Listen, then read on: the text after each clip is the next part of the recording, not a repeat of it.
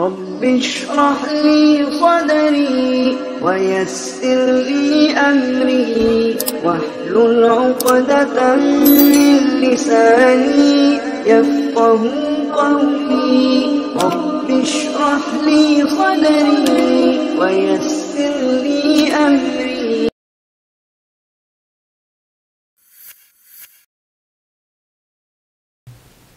السلام عليكم ورحمة الله وبركاته. إن الحمد لله نحمده ونستعينه ونستغفره ونؤمن به ونتوكل عليه ونعوذ بالله من شرور أنفسنا ومن سيئات أعمالنا.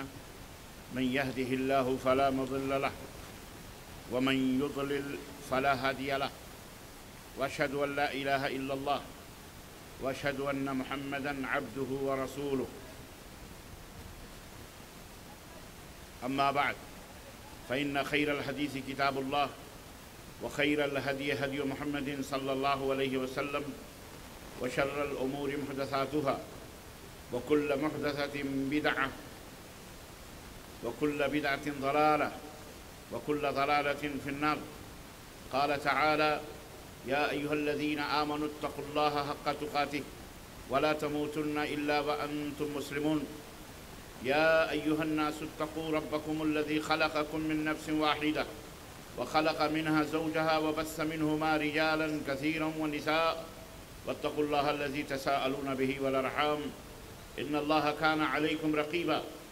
يا أيها الذين آمنوا اتقوا الله وقولوا قولا سديدا يصلح لكم أعمالكم ويغفر لكم ذنوبكم ومن يطع الله ورسوله فقد فاز فوزا عظيما.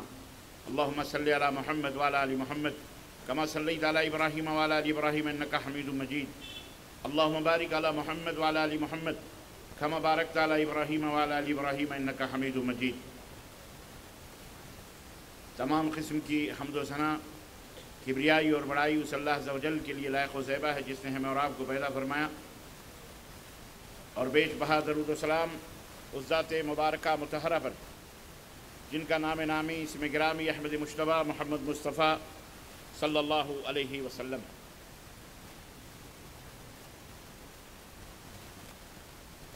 معزز علماء کرام، سامعین اعظام، نوجوان دوستوں، بزرگوں اور بھائیوں، اور قابل احترام اسلامی ماؤں اور بہنوں اور عزیز بچوں، آج بتاریخ 29 دسمبر سن 2023 عیسوی کے اس اجلاس عام میں جو شہر بھوپال ادب و ثقافت، تہذیب و تمدن، علم و شعور اور آگہی کی سرزمین کے اوپر نوجوانان بھوپال نے منعقد کیا ہے، اس ادبی، تعلیمی، تاریخی، ثقافتی، تہذیبی، تمدنی، علمی شہر کے اندر جس موضوع پر مجھے ناچیز کو گفتگو کرنے کا حکم ملا ہے وہ موضوع ہے اللہ کا خوف اور ہم.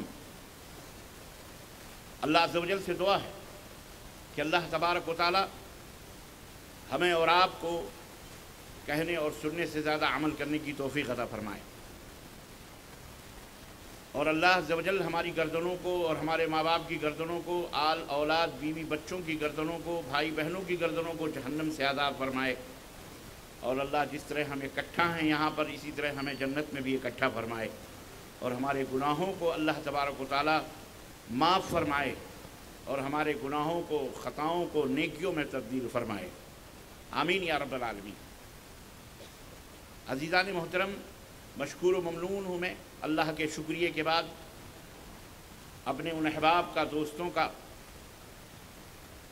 علماء بھوپال کا، جمعیت اہل حدیث شہری جمعیت، ضلعی جمعیت اہل حدیث بھوپال کا، جنہوں نے اس ناچیز کو یاد کیا، اور آج سے نہیں بلکہ تقریباً کووڈ-19 یعنی کورونا سے پہلے کافی پیغامات اور گفتگو ہوتی رہی حاضری کے لیے، لیکن یہ میرے لیے انتہائی محرومی کی بات تھی کہ میں سرزمین ہند پہ نہیں تھا، ورنہ میں سر کے بل اس تاریخی اور اپنے باپ داداؤں کی سرزمین پر آتا، اپنے آبائی علمی تمدنی تہذیب اور تمدن کے اس سردھرتی پر آتا،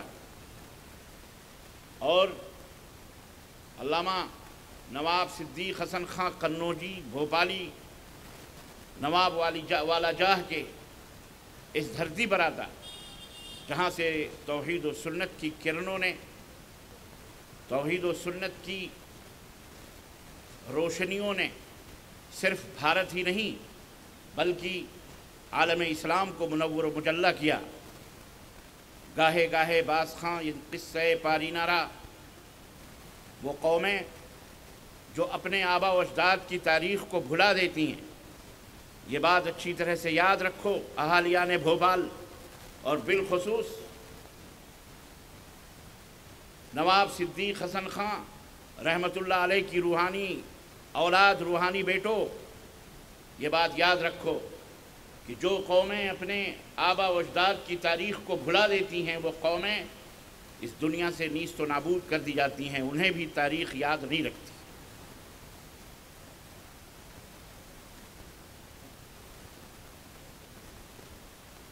مدینہ یونیورسٹی کی زندگی میں ہمارے استاد محترم ڈاکٹر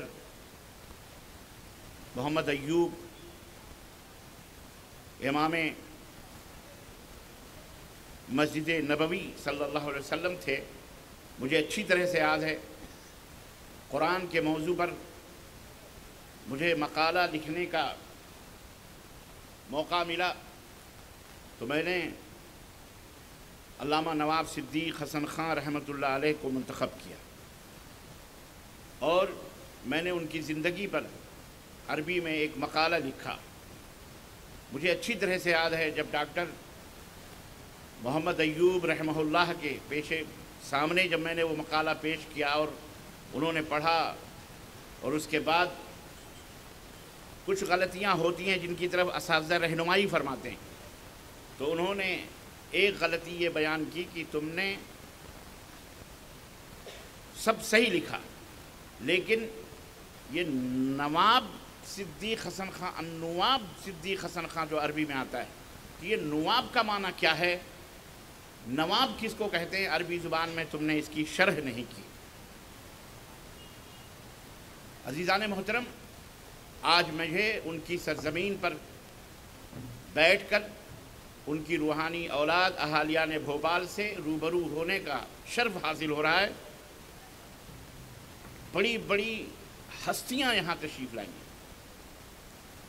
عرب و عجم کے اساتذہ یہاں تشریف لائیں، اور یہاں انہوں نے علم حاصل کیا ہے قرآن و سنت کا، توحید و سنت کا۔ اس سرزمین پر، بھوپال کی سرزمین پر، علامہ اقبال ضرب کلیم جو ان کی اچھی خاصی پہلا حصہ ہے شاعری کا، علامہ اقبال نے وہ ضرب کلیم اسی دھرتی کے اوپر لکھا ہے۔ بعد میں شعراء نے اسے، اس زمین کو، بھوپال کو شہر غزل قرار دیا۔ یہ بدنصیبی کہہ لیں یا اردو ادب کی اپنی چالاکیاں ہیں، یہ شہر غزل نہیں، یہ شہر قرآن و سنت تھا، یہ شہر علم و ادب تھا۔ یہاں عربی، اردو، فارسی کا یہ شہر تھا جہاں سے عرب و عجم فائدہ اٹھاتے تھے۔ آپ کو معلوم ہونا چاہیے آج بھی وہ خاندان سعد بن عتیق کا، محمد بن سعد بن عتیق کا خاندان سعودی عرب کے اندر موجود ہے، جن کے آبا و اجداد نے آ کر یہاں علم حاصل کیا۔ آج بھی وہ خاندان موجود ہے شیخ الاسلام محمد بن عبد الوہاب نجدی رحمۃ اللہ علیہ کا، جن کے پڑپوتے شیخ الاسلام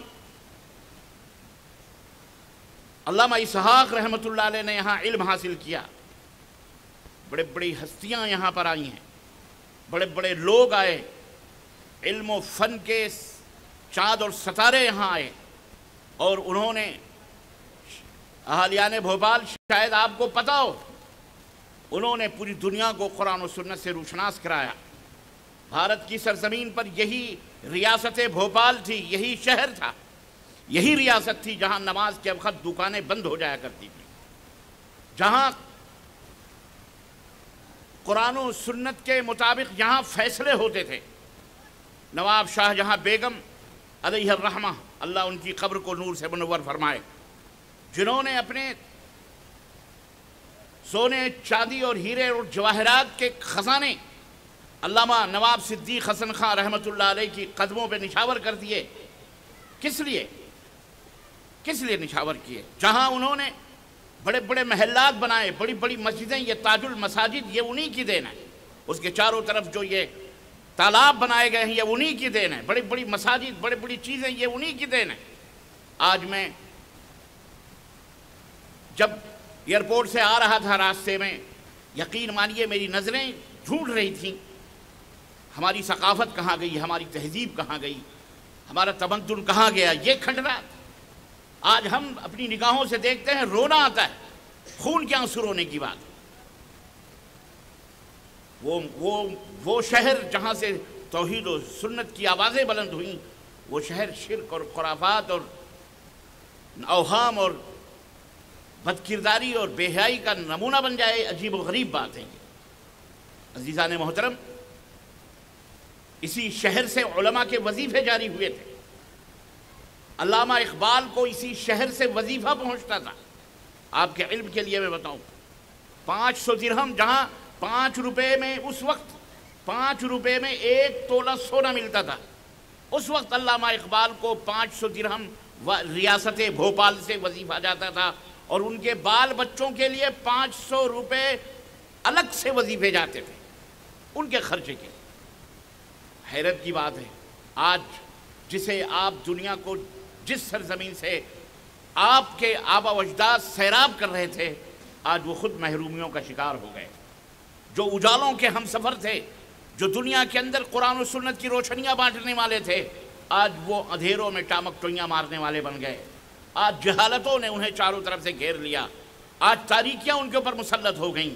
آج قرآن و سنت کا نام لینا ڈر اور خوف محسوس کرتا ہے یہاں کا نوجوان، کہ قرآن اور سنت کی تعلیم کے لیے آج غیر نہیں، خود اپنے دشمن راہوں کے اندر رکاوٹ بنے ہوئے ہیں۔ انتہائی حیرت اور انتہائی افسوس کی بات ہے۔ آپ کو پتہ ہے، دنیا کے اندر وہ بخاری جس کو اصح الکتاب بعد کتاب اللہ کہا جاتا ہے، صحیح بخاری، سب سے زیادہ پڑھی جانے والی کتاب، قرآن کریم کے بعد دنیا کے اندر سب سے زیادہ صحیح کتاب صحیح بخاری ہے۔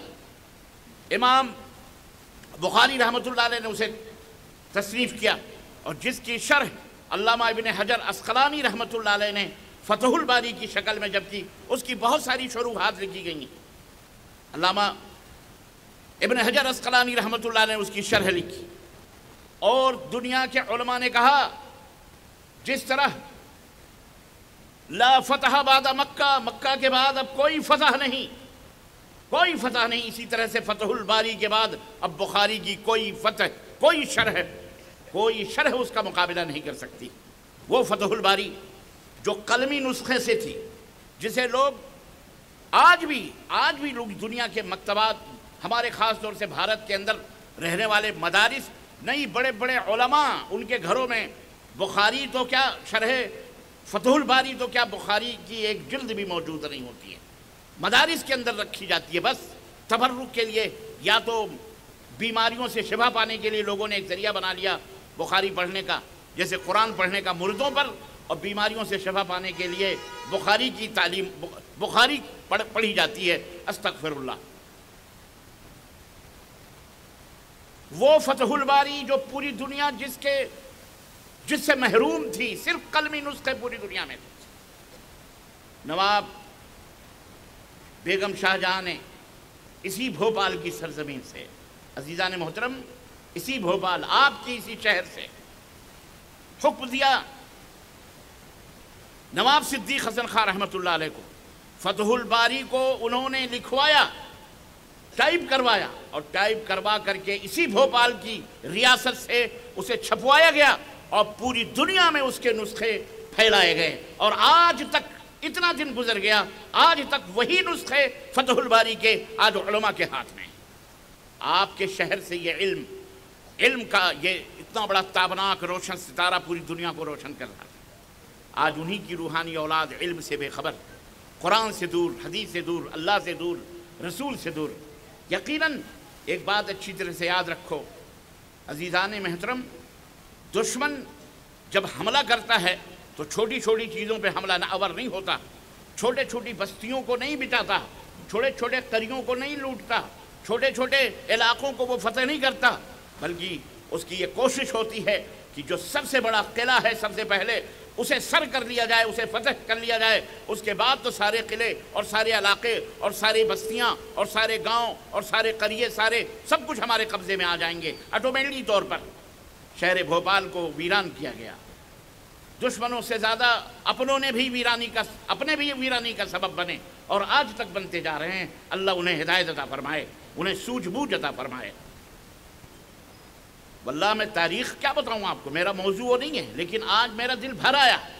آج میں زندگی میں پہلی دفعہ بھوپال کی سرزمین پر آیا، جسے میں پڑھتا تھا، میں سوچتا تھا، میں دیکھتا تھا، میں لکھتا تھا، میں اپنے ذہن میں تصور کرتا تھا اس سرزمین کا۔ آج اللہ تبارک تعالیٰ نے یہ موقع دیا، یہ پرنور اور یہ مبارک چہرے دیکھنے کا۔ مجھے خوشی بھی ہو رہی ہے اور مجھے افسوس بھی ہو رہا ہے، غم بھی ہو رہا ہے کہ جو سمندر تھے، جو دنیا کو سیراب کرتے تھے، آج وہ کوزے میں سمٹ کر کے بیٹھے ہوئے ہیں، نہر بن چکے ہیں، بلکہ گڈھا بن چکے ہیں۔ آج ان کو کوئی پوچھنے والا نہیں، آج ان کو کوئی جاننے والا نہیں، آج ان کی آل اولاد خود تاریکیوں میں بھٹکنے لگی ہے۔ اللہ اکبر۔ عزیزان محترم، یہ بڑی افسوس کن بات ہے۔ بہرحال اللہ تعالیٰ ہماری انہی بجھی ہوئی راکھوں میں اللہ وہ چنگاریاں پیدا کرے، جن چنگاریوں سے علم کے شعلے، قرآن و سنت کے شعلے نکلیں، جو اللہ تبارک کا قرآن و اللہ ان کے ذریعے سے پورے بھارت ہی نہیں، پھر سے وہی دور، وہی زمانے اور وہی خوشبوؤں کا ماحول اور وہی تمدن اور تہذیب کی یہ نگری اللہ تعالیٰ پھر سے اسے آباد فرمائے۔ اور جس طرح ماضی میں یہ لوگوں کے لیے رشد و ہدایت کا یہ شہر تھا، اللہ قیامت تک کے لیے اس شہر کو دوبارہ رشد و ہدایت کا شہر بنائے اور اسے پوری دنیا کے لیے اللہ تبارک تعالیٰ مرکز ہدایت اور مرکز علم و عرفاں بنائے۔ بولو آمین۔ لیکن یہ مجھے بھی پتا ہے، یہ صرف دعاؤں سے یہ مسئلہ حل ہونے والا نہیں ہے، بلکہ دعاؤں کے ساتھ جد و جہد اور کوشش بھی، کیونکہ من زرع حسد ومن جد وجد، جو کوشش کرتا ہے وہ پاتا ہے، اور جو کھیت کو بوتا ہے وہی کاٹتا ہے، وہی فصل کو کاٹتا ہے۔ اس کے لیے جد و جہد اور اس کے لیے محنت، کوشش اور اس کے لیے سعی کی ضرورت ہے، اور اللہ تبارک و تعالیٰ کے اوپر بھروسہ اور توکل کی ضرورت ہے، اور کثرت کے ساتھ دعا اور استغفار کی بھی ضرورت ہے کہ اللہ پھر سے اس سرزمین بھوپال کو علم و معرفت کا شہر بنا، اور اللہ تعالیٰ یہاں سے علم و ادب کی اور اسی طرح قرآن و سنت کی خوشبوئیں پھوٹیں، جو پورے اقطار عالم کو پھر سے اپنی خوشبوؤں سے معطر کریں۔ آمین یا رب العالمین۔ الغرض آج میرے لیے بڑی خوشی کی بات ہے کہ میں یہاں پہ آپ حضرات کی خدمت میں حاضر ہوں۔ خواتین بھی ہیں، آپ بھی ہیں۔ چند باتیں مختصر انداز میں آپ حضرات کی خدمت میں رکھوں گا، اس کے بعد سوال و جواب۔ آج کا جو موضوع ہے اللہ کا خوف اور ہم، اس موضوع سے آپ سمجھ گئے ہوں گے کہ یہ ایک انتہائی اہم اور بہت ہی بنیادی اور ضروری موضوع ہے۔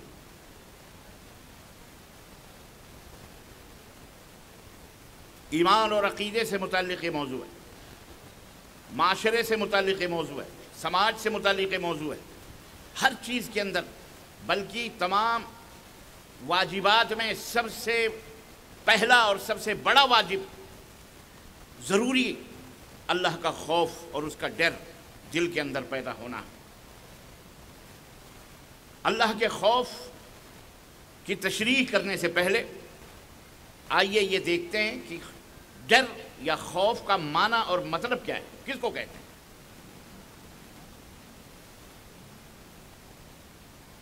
دل کی کئی کیفیات ہوتی ہیں، کئی حالتیں ہوتی ہیں۔ دل محسوس کرتا ہے سردی کو بھی، گرمی کو بھی، خوشی کو بھی، مسرت کو بھی، غم کو بھی، ہر کیفیت دل سے گزرتی ہے۔ ڈر کس چیز کا نام ہے؟ ڈر کس کو کہتے ہیں؟ دل کی اس کیفیت کا نام ہے جو کسی نفع یا نقصان، کسی نفع کے یا ایسے ناپسندیدہ معاملے کے واقع ہو جانے کی امید سے کسی عمل کے کرنے کے بعد کوئی ناپسندیدہ چیز اسے محسوس، غم لاحق ہو اسے، اسی کا نام خوف ہے، وہ ڈر۔ مثال کے طور پر چھری سبزی کاٹنے یا پھل فروٹ کاٹنے کے کام آتی ہے۔ آپ نے چھری اٹھائی پھل کاٹنے کے لیے، لیکن یہ خوف آپ کے دل کے اندر پیدا ہوا کہ کہیں ایسا نہ ہو کہ یہ چھری سے ہم پھل تو کاٹ رہے ہیں، کہیں میرا ہاتھ کٹ جائے۔ اس کا نام ہے خوف۔ ناپسندیدہ چیز کے واقع ہونے کا نام یہی خوف ہے۔ کسی عمل سے کوئی ناپسندیدہ چیز واقع نہ ہو جائے، اسی کا نام کیا ہے؟ خوف ہے۔ اللہ رب العزت کا خوف، اس کا مطلب کیا ہے؟ اس کا معنی کیا ہے؟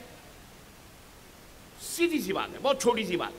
اللہ کی ناراضگی کا ڈر، اللہ ناراض نہ ہو جائے، اللہ ناراض نہ ہو جائے۔ وہ لوگ جو اس بات سے ڈرتے ہیں کہ ہمارے کسی عمل سے، ہمارا کوئی عمل اللہ تبارک و تعالیٰ کو ناپسند نہ ہو جائے، ایسا کوئی ہمارا کیریکٹر، ایسی کوئی بات ہماری زبان سے نہ نکلے جس سے اللہ تبارک و تعالیٰ ناراض ہو جائے۔ اور ظاہر ہے کہ ایک مومن اللہ کی ناراضگی سے ڈرتا ہے، ناپسند کرتا ہے کہ اللہ ناراض نہ ہو۔ اسی کا نام اللہ کا خوف ہے۔ اسی خوف کی وجہ سے اللہ نے جن باتوں کے کرنے کا اسے حکم دیا وہ کرتا ہے، اور جن باتوں سے رکنے کا حکم دیا ہے اس سے وہ رکتا ہے۔ یہ ڈر عام طور پر سب کے ساتھ ہوتا ہے، سب کے دل کے اندر ہوتا ہے، لیکن اس ڈر، اس خوف کی دو حالتیں ہیں۔ یہ ڈر یا تو محبت کے ساتھ ہوگا یا نفرت کے ساتھ ہوگا۔ آدمی سانپ سے بھی ڈرتا ہے، آدمی سانپ سے بھی ڈرتا ہے، بچھو سے بھی ڈرتا ہے، اپنے دشمن سے بھی ڈرتا ہے۔ اب کوئی شخص اگر یہ سوچتا ہے کہ یہ بھی ڈر ہے، تو اس ڈر میں اور اللہ کے ساتھ جو ڈر ہے اس میں کہیں ایسا تو نہیں کہ ہم اگر سانپ سے ڈرتے ہیں تو یہ بھی شرک ہے، اللہ سے ڈرنا چاہیے؟ کہیں ایسا تو نہیں کہ اللہ سے ڈرنا یہ عبادت ہے تو ہم دوسری چیزوں سے ڈرتے ہیں، کہیں اس عبادت میں شرک نہ ہو؟ ایک بات اچھی طرح سے یاد رکھیں، اللہ سے ڈرنے اور سانپ اور بچھو سے ڈرنے یا دشمن سے ڈرنے کے درمیان فرق ہے۔ بندہ سانپ اور بچھو سے ڈرتا ہے ناپسندیدگی کی وجہ سے، نقصان کی وجہ سے، نفرت کی وجہ سے۔ وہ سانپ سے محبت نہیں کرتا، وہ شیر سے محبت نہیں کرتا، وہ بچھو سے محبت نہیں کرتا، وہ نقصان اور خسارے سے محبت نہیں کرتا، وہ جناب عالی پانی میں ڈوبنے سے محبت نہیں کرتا، وہ کسی چیز کے نقصان پہنچانے سے کیا کہتے ہیں محبت نہیں کرتا، بلکہ مع الکراہہ، ناپسندیدگی، نفرت سے۔ سانپ سے ڈرتا ہے نفرت کی کرتے ہوئے، شیر سے ڈرتا ہے نفرت کرتے ہوئے، بچھو سے ڈرتا ہے نفرت کرتے ہوئے، ہے کہ نہیں؟ مثال کے ذریعے یہ سمجھو۔ اور ایک ڈرنا ماں سے ہوتا ہے، ایک ڈرنا باپ سے ہوتا ہے۔ بیٹا بار بار آپ آفس میں بیٹھے ہوئے ہیں یا دوستوں کے جھرمن میں بیٹھے ہوئے ہیں، رات کے 9 بج رہے ہیں، بار بار آپ گھڑی دیکھتے ہیں، کیا بات ہے؟ دوست پوچھتے ہیں کیا بات ہے، کیوں دیکھ رہے ہو گھڑی، بار بار کیوں دیکھ رہے ہو؟ آپ اپنی زبان سے کہتے ہیں ابو انتظار کر رہے ہوں گے، مما انتظار کر رہی ہوں گی، امی ناراض ہو جائیں گی، ابو ناراض ہو جائیں گے۔ آپ کو اپنے ماں سے بھی ڈر ہے، آپ کو اپنے باپ سے بھی ڈر ہے، لیکن یہ ڈر مجھے کوئی دنیا کا مائی کا لال بتائے کیا یہ ڈر محبت والا ڈر ہے یا نفرت و عداوت والا ڈر ہے؟ ظاہر ہے محبت والا ڈر ہے، پیار والا ڈر ہے، شفقت والا ڈر ہے، اماں ابو ناراض ہو جائیں گے اس کا ڈر ہے، محبت سے ہے، نفرت سے نہیں ہے۔ تو عزیزان محترم، بلا تمثیل اللہ تبارک و تعالیٰ سے جو ڈر بندوں کے دلوں کے اندر ہوتا ہے وہ کراہیت اور نفرت کے سبب نہیں بلکہ اللہ سے محبت کی سبب ہوتا ہے۔ اگر ہم یہ کہتے ہیں مجھے اللہ سے ڈر لگتا ہے، اگر میں یہ کام کروں گا تو اللہ ناراض ہوگا، تو یہ ناراضگی کوئی نفرت کی وجہ سے نہیں، ہمیں اللہ سے نفرت ہے اس لیے ہم اس سے ڈر رہے ہیں، کہیں اللہ ہم کو عذاب نہ نازل کر دے، یا اللہ ہماری گرفت نہ کر لے، یا اللہ ہماری سانس نہ روک لے، اللہ ہمارے کان کی سماعتیں نہ چھین لے، اللہ ہمارے آنکھوں کی بینائی نہ چھین لے، یا اللہ ہمیں اپاہج نہ کر دے۔ اس لیے نہیں ہم اللہ سے محبت کرتے ہیں، اس لیے ہم اللہ سے نہیں ڈرتے، بلکہ اللہ سے اس لیے ڈرتے ہیں کہ کہیں اللہ تبارک و تعالی ہم سے ناراض نہ ہو جائے، ہم سے اللہ تبارک و تعالی ناراض نہ ہو جائے۔ ہم اللہ سے محبت کرتے ہیں اور اس محبت میں کہیں دراڑ نہ پیدا ہو جائے تو اللہ تبارک و تعالی اپنی گرفت میں نہ لے لے، اس لیے ہم اللہ سے مع الحب محبت کے ساتھ ڈرتے ہیں۔ بات سمجھ میں آئی؟ اس کا مقام ایمان سے بھی بلند ہے۔ جی جناب عالی، ڈر یہ اسلام کی بلکہ دین کا بنیادی حصہ ہے۔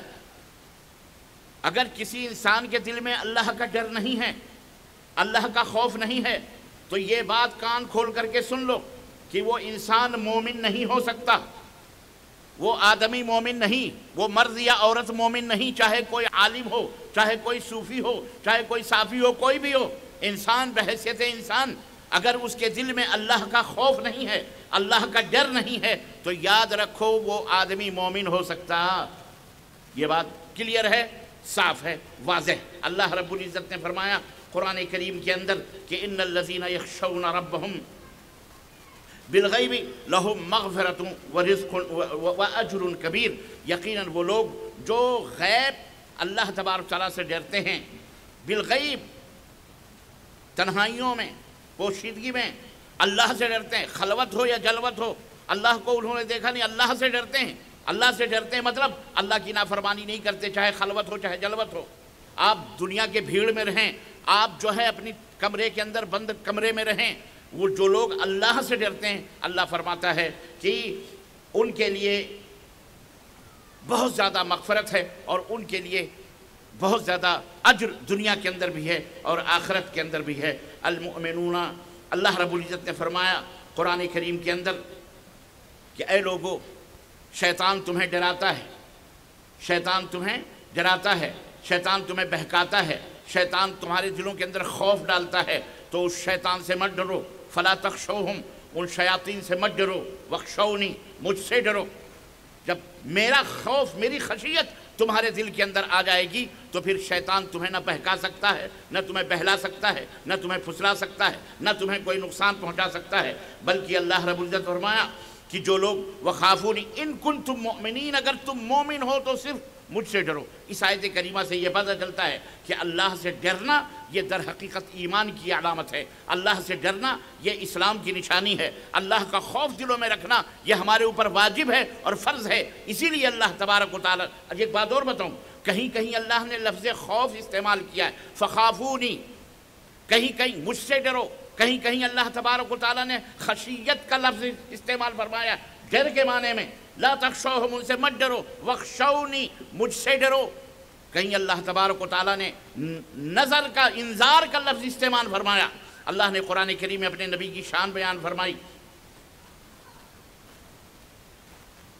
اللہ رب العزت نے ارشاد فرمایا انا ارسلناک شاہدا ومبشرا ونذیرا، اے میرے حبیب ہم نے شاہد اور بشارت دینے والا، گواہی دینے والا آپ کو بنا کر بھیجا، ونذیرا، اور اللہ تبارک تعالیٰ سے ڈرانے والا بنا کر کے بھیجا ہے۔ تو یہ تمام سب جملے، اور کہیں تقویٰ کا لفظ آیا، تقویٰ کے معنی میں بھی ڈرنا ہوتا ہے، یا ایھا الذین آمنوا اتقوا اللہ حق تقاتہ، اے وہ لوگوں جو ایمان لائے ہو اللہ سے ڈرو جیسا کہ ڈرنے کا حق ہے، ولا تموتن الا وانتم مسلمون، اور جب تم اس دنیا سے جاؤ تو تمہارے دل کے اندر اسلام ہو، اسلام۔ تو یہ تقویٰ ایمان سے بھی بلند ہے۔ آدمی دیکھو، اسلام ہے، ایمان ہے، احسان ہے، اور احسان ہی کے درجے میں تقویٰ ہے۔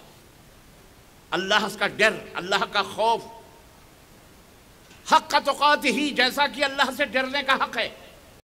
جب یہ آیت کریمہ نازل ہوئی، صحابہ کرام نے کہا اے اللہ کے رسول، آپ ہمیں یہ بتائیے کہ ہم اللہ سے کتنا ڈریں، اللہ کا کتنا حق ہے ڈرنے کا، کیسے ڈریں کہ اللہ کا حق پورا ہو جائے۔ دو باتیں یہاں میں آپ حضرات کی توجہ چاہوں گا خاص طور سے۔ اللہ رب العزت نے جب یہ بات سنی، اللہ کے نبی سے سوال ہوا، سورہ تغابن میں اللہ نے فرمایا فاتقوا اللہ ما استطعتم، مسئلے کو آسان کر دیا، سلوشن بھیج دیا اپنے نبی کی خدمت میں، اور کہا اے میرے نبی آپ سے پوچھتے ہیں اللہ سے ڈرو، کتنا ڈریں؟ فاتقوا اللہ ما استطعتم، اللہ سے اتنا ڈرو جتنی تمہاری طاقت ہے، طاقت بھر اللہ سے ڈرو۔ بہت پیاری بات ہے یہ۔ اور سنو، کوئی یہ نہ کہے کہ نماز پڑھنے کی مجھے طاقت نہیں ہے، روزہ رکھنے کی مجھے طاقت نہیں ہے، حج کرنے کی مجھے طاقت نہیں ہے، جھوٹ نہ بولنے کی مجھے طاقت نہیں ہے، شراب نہ پینے کی مجھے طاقت نہیں ہے، سگریٹ بیڑی گٹکا جو چپڑ کھا رہے ہو اور اپنے منہ کو گٹر بنائے ہوئے ہو اور یہ کہہ رہے ہو مجھے طاقت ہی نہیں کہ میں اس کو چھوڑوں۔ سنو، اللہ رب العزت نے قرآن کریم میں فرمایا لا یکلف اللہ نفسا الا وسعہا، اللہ نے جو بھی حکم دیا ہے قرآن کریم کے اندر، رسول کی زبانی ہو یا اپنی زبانی، جو بھی بات بتلائی ہے، اللہ تبارک و تعالیٰ نے کسی کو اس کی طاقت سے بڑھ کر کے اس کا حکم نہیں دیا ہے، نہ ہی کسی چیز سے روکا ہے تو اس کی طاقت سے بڑھ کر کے روکا ہے، وہ کہے کہ نہیں میں تو نہیں کر سکتا، میں تو یہ نہیں کر سکتا، میں تو وہ نہیں کر سکتا، میں چوری نہیں کر سکتا، میں جھوٹ نہیں بول سکتا، میں شراب نہیں چھوڑ سکتا، میں یہ نہیں کر سکتا، میں یہ نہیں کر، نہ، اللہ رب العزت نے لا یکلف اللہ نفسا، کسی بھی انسان کو جو بھی حکم دیا گیا ہے یا جس چیز سے منع کیا گیا ہے، انسان کی طاقت، وہ انسان کا بنانے والا اللہ رب العزت انسانوں کی طاقت کو اس نے اتنا ہی اس کو حکم دیا ہے جتنا کہ وہ جھیل سکتا ہے، برداشت کر سکتا ہے۔ تو ایک بات تو یہ ہے کہ ہر جگہ اللہ رب العزت کا خوف اور تقوی یہ مطلوب ہے۔ تم مسلمان ہو گئے ہو تو بھی، ایمان لے آئے ہو تو بھی، نہ ایمان تمہیں نجات دے سکتا ہے، نہ اسلام تمہیں نجات دے سکتا ہے۔ بات بڑی پوائنٹ کی ہے، سنو، اگر اس کے ساتھ تقوی نہ ہو، اللہ کا خوف نہ ہو، اللہ کا ڈر نہ ہو، تو یاد رکھو نہ تمہیں نماز فائدہ پہنچا سکتی ہے، نہ تمہیں روزہ کا فائدہ پہنچا سکتا ہے، نہ تمہارا حج تمہیں فائدہ پہنچا سکتا ہے۔ اسی لیے اللہ تبارک و تعالیٰ نے ہر جگہ نماز کو بھی تقوی سے ملایا ہے، روزے کو بھی تقوی سے ملایا ہے۔ کتب علیکم الصیام یا ایھا الذین آمنوا، اے وہ لوگوں جو ایمان لائے ہو، کتب علیکم الصیام کما کتب علی الذین من قبلکم، تمہارے اوپر بھی روزے فرض کیے گئے جیسے کہ تم سے پہلے لوگوں کے اوپر روزے فرض تھے، لعلکم تتقون، لعلکم تتقون، تاکہ تمہارے اندر اللہ کا خوف پیدا ہو، تقوی پیدا ہو، پرہیزگاری پیدا ہو۔ بات سمجھ میں آئی؟ تقوی بذات خود، خوف بذات خود مطلوب نہیں ہے، بلکہ خوف تو ایک وسیلہ ہے اللہ کی رضا کو پانے کا، اللہ کی ناپسندیدگی سے بچنے کا، اللہ کی نافرمانیوں سے بچنے کا ایک ذریعہ ہے تقوی، ورنہ خوف بذات خود کوئی مطلوب نہیں ہے کہ آدمی بس کانپتا رہے، لرزتا رہے کونے میں کہ مجھے اللہ سے خوف ہے، شراب بھی پی رہا ہے، بدکاری بھی کر رہا ہے، زناکاری بھی کر رہا ہے، اور کہہ رہا ہے میں بڑا بھاری اللہ سے ڈرنے والا ہوں، کانپ رہا ہوں، میں لرز رہا ہوں، مجھے اللہ کا بڑا یہ نہیں ہونا چاہیے۔ بلکہ تقوی کا مطلب یہ ہے کہ جو حکم اللہ رب العزت نے دیا ہے اسے کیا جائے، اور جن باتوں سے منع کیا ہے اس سے رک جایا جائے، پرہیز کیا جائے۔ پرہیز بڑی چھوٹی سی مثال کے ذریعے میں اپنی ماؤں بہنوں کو بھی اور آپ حضرات کو بھی یہ بات بتانا چاہوں گا، اور پھر اس کے بعد بہت سارے امور اس بیچ میں آتے ہیں۔ یہ بنیادی تمہیدات ہیں، یہ بنیادی فاؤنڈیشن ہے جو میں آپ کے ذہن و دماغ میں بٹھا رہا ہوں تاکہ آنے والی باتیں آپ کے دماغ میں اچھی طرح سے بیٹھ سکیں۔ ایک ڈاکٹر، آپ سردی ہے یا زکام ہے، ڈاکٹر کے پاس آپ جاتے ہیں اور کہتے ہیں کہ مجھے دوا چاہیے، اس نے دوا لکھ کر کے دیا، 2-4 گولیاں دی، 1 ہفتے کے لیے، 3 دن کے لیے، اور کہا جا کر کے اس کو استعمال کرنا۔ لیکن ایک بات یاد رکھنا، یہ دوا تمہیں اسی وقت فائدہ پہنچائے گی جب تمہیں سردی ہے، کھانسی ہے، زکام ہے، تو تم ان 2-4 پرہیز ہیں ان سے بچنا، ٹھنڈے پانی سے بچنا، برف کھانے سے بچنا، آئس کریم سے بچنا، سردی سے بچنا، نہانے سے، ٹھنڈے پانی نہانے سے بچنا، یہ چند پرہیز اس نے لکھا دیے، ان چیزوں سے بچنا۔ وہی دوا ہے ایک شخص لے کے آ رہا ہے، وہی دوا ہے دوسرا زکام اور سردی کا مریض لے کے آ رہا ہے۔ ایک شخص دوا کے ساتھ ساتھ پرہیز بھی کر رہا ہے، ڈاکٹر نے جو کچھ بھی بتایا اسے وہ تمام سب چیزیں عمل کر رہا ہے، اس کے اوپر پرہیز بھی کر رہا ہے، اس کو 3 دن کے اندر شفا مل گئی۔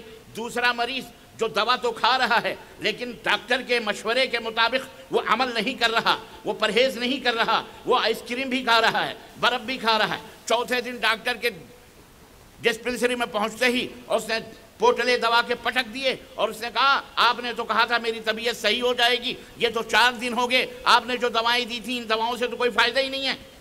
تو یہ بتاؤ یہ غلطی ڈاکٹر کے دوا کی ہے یا غلطی اس مریض کی ہے جس نے ڈاکٹر کے مشورے پہ عمل نہ کر کے پرہیز نہیں کیا؟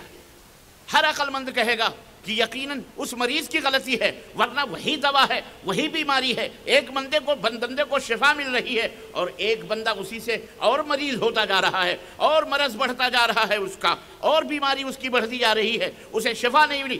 آپ یہی کہو گے وجہ یہ ہے کہ پہلے والا جو دوا کھا رہا تھا وہ ڈاکٹر کے مشورے پر عمل کرتے ہوئے پرہیز کے راستے سے گزر کر کے اس نے خود کو صحت مند بنا لیا، لیکن دوسرا جو مریض تھا اس نے دوا تو کھائی لیکن اس نے پرہیز نہیں کیا، اس لیے اس دوا کا کوئی اثر نہیں ہوا۔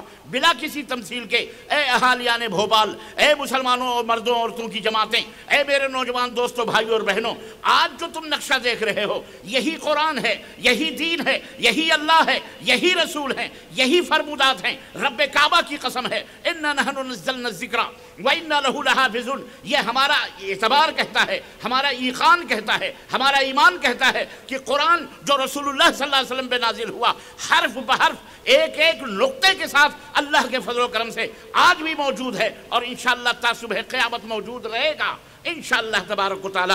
آج بھی موجود ہے، وہی قرآن ہے، وہی زمین ہے، وہی آسمان ہے، وہی چاند اور ستارے، وہی فضائیں، وہی ہم لوگ، وہی انسان ہیں۔ لیکن کیا بات تھی کہ وہ معزز تھے زمانے میں مسلمان ہو کر اور ہم خوار ہوئے تاریخ قرآن ہو کر۔ کیا بات ہے کہ ہم کو زمانے نے ذلیل کر دیا، ہم زمانے میں رسوا ہو گئے۔ آج ہمارا سماج، ہمارا معاشرہ کرپشن کا شکار ہو گیا، چوری ہمارے معاشرے میں، ڈکیتی ہمارے معاشرے میں، تمام قسم کی برائیاں ہمارے معاشرے میں، ہم بے ایمان ہو کے مر رہے ہیں، زبان کی تمام غلاظتیں ہمارے پاس، ہاتھ کی تمام بدعمالیاں ہمارے ساتھ، پیروں کی تمام بدعمالیاں ہمارے ساتھ جڑی ہوئی ہیں، ہمارا پیٹ حرام خوری کا مجمع گوڈاؤن بن چکا ہے، ہماری کان حرام چیزوں کے سننے کے عادی ہو چکے، ہماری آنکھیں فحاشی اور بے حیائی دیکھنے کے لیے بے چین و بے قرار ہوتی ہیں۔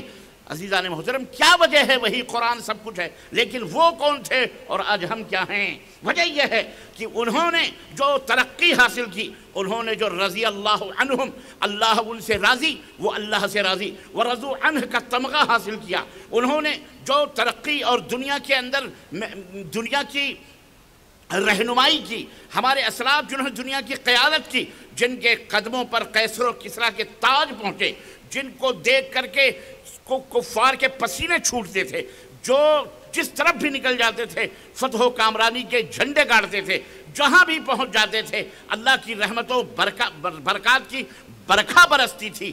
آج ہم جہاں پہنچ جائیں جناب علی، ہم جہاں پہنچ جائیں وہاں شادابیاں جناب علی، ہریالیاں خشکیوں میں، تریوں سمندر خشک ہو جائیں اور ہریالیاں جو ہیں خشک ہو جائیں، ویران کے ویران ہو جائیں ہم جہاں پہنچتے ہیں۔ وجہ کیا ہے؟ وجہ یہ ہے کہ انہوں نے جب اللہ تعالیٰ کے اس فرمان پر عمل کیا، وَلَا تَهِنُوا وَلَا تَحْزَنُوا وَأَنْتُمُ الْأَعْلَوْنَ إِن كُنتُم مُؤْمِنِينَ، کہ اے لوگوں غم نہ کرو، فکر نہ کرو، اگر تم مومن ہو تو تم ہی کامیاب رہو گے۔ انہوں نے یہ دوا تو لیا، ایمان کی دوا لی، ایمان کا چراغ لیا، ایمان کا پاور اپنے اندر بھرا، اور اس کے بعد یا ایھا الذین آمنوا اتقوا اللہ حق تقاتہ، جناب علی انہوں نے تقوی بھی حاصل کیا، جو اللہ کا حکم تھا کہ اے لوگو اللہ سے ڈرو، یہ اللہ کا خوف، اللہ کا ڈر تھا کہ جنہوں نے جب اپنے دلوں کے اندر جنہوں نے اپنے رکھا تو اللہ نے انہیں دنیا اور آخرت کے اندر رضی اللہ عنہم ورضوا عنہ کی بشارتیں اور خوشخبریاں سنائی. وہ جس طرف بھی نکل جاتے تھے اللہ کی رحمتوں کے سائے میں ہوتے تھے. وہ ہاتھ اٹھاتے تھے, اللہ کی قسم انہوں نے رب کے دربار میں ہاتھ بھی اٹھایا کہ اے بار الہ, اس چھانٹے مارتے ہوئے سمندر کے اندر میرے ایک کسی فوجی کا پیالہ لکڑی کا گر چکا ہے, اے اللہ اسے واپس کر دے. رب کعبہ کی قسم ہے, تاریخ نے ہم کو بتایا کہ ابھی دعاؤں سے ہاتھ نیچے نہیں گرے اور سمندر کی موجوں نے لا کر کے اس مجاہد کے پیالے کو دریا کے سمندر کے کنارے ڈال دیا.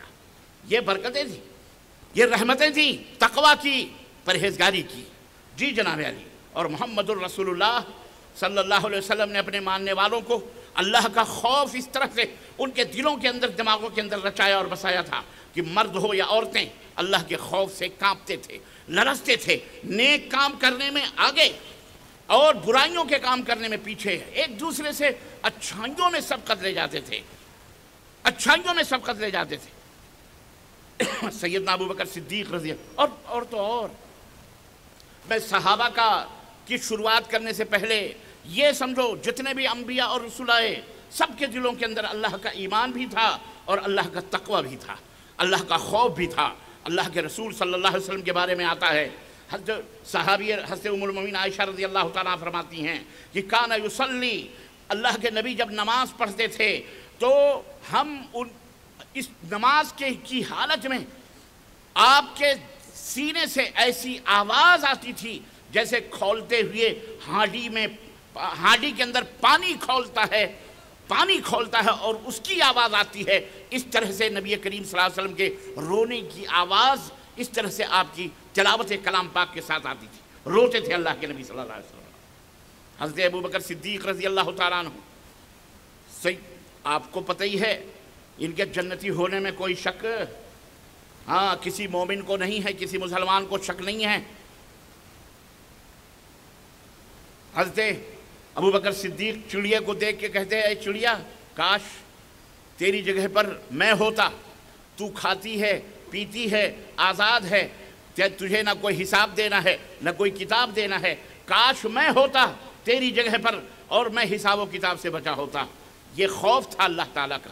اتنی جنتوں کی بشارتیں پانے کے باوجود بھی اللہ کا اتنا ڈر تھا. حضرت عمر بن خطاب کہتے ہیں کاش میں کوئی میڈھا ہوتا تاکہ اسے ذبح کر کے لوگ کھا لیتے, نہ کوئی حساب نہ کوئی کتاب. کاش میں ہوتا, انسان نہ ہوتا, کیونکہ مجھے تو حساب و کتاب کے, مجھے تو پل صراط سے بھی گزرنا ہے, حساب و کتاب کے مرحلے سے بھی گزرنا ہے. یہ کون کہہ رہا ہے؟ آپ غور کر رہے ہیں یہ کون کہہ رہا ہے؟ یہ نبی کائنات صلی اللہ علیہ وسلم کے خسرے محترم بھی ہیں. یہ وہ ہیں کہ رہتے زمین پر تھے لیکن ام المومنین عائشہ فرماتی ہیں مدنی تاجدار کے سر مبارک میری گود میں ہوتے تھے, آیت کریمہ عمر کی رائے پر میرے آنگن میں اترا کرتی تھی. اللہ اکبر. یہ وہ ہستیاں تھیں کہ نبی نے جن کی شان یہ بدلائی کہ عمر جس گلی سے گزرتا ہے شیطان وہ گلی چھوڑ دیتا ہے. یہ خوف تھا, اللہ تعالیٰ کا ڈر تھا. حضرت عمر بن خطاب کہتے ہیں نہرف مجھ اذا نادى مناد یوم القیامہ, اگر پکارنے والا قیامت کے دن یہ پکارے کہ اللہ تعالیٰ نے سر محشر سب کو جنت میں جانے کا حکم دیا ہوا ہے سوائے ایک آدمی کے, تو میں انی اخاف اللہ, میں اللہ سے ڈرتا ہوں کہ کہیں وہ ایک جو جہنم میں جانے والے کا حکم دیا گیا ہے کہیں وہ میں بندہ تو نہیں. یہ خوف تھا. یہ کون لوگ تھے؟ اللہ اکبر, جن کے لیے جنت گارنٹیڈ تھی, ضمانت تھی, مضمون تھی.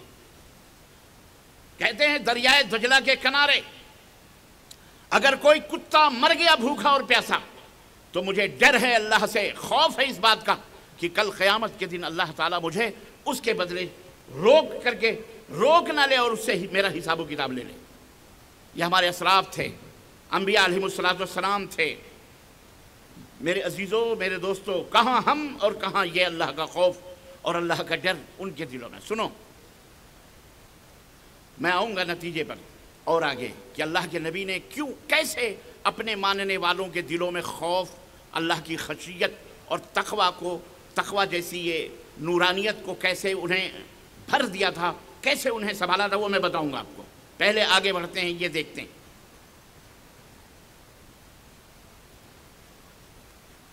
یہ سوچتے ہیں ہم غور کریں آپ کہ سب سے بڑا تقوی کیا ہے؟ اللہ تعالیٰ نے فرمایا یا ایھا الذین آمنو، اے وہ لوگوں جو ایمان لائے ہو، اتقوا اللہ، ڈرو اللہ تعالیٰ سے جیسا کہ ڈرنے کا حق ہے۔ اللہ کا کیا؟ جیسا کہ ڈرنے کا حق ہے، اللہ سے ڈرنے کا حق ہے۔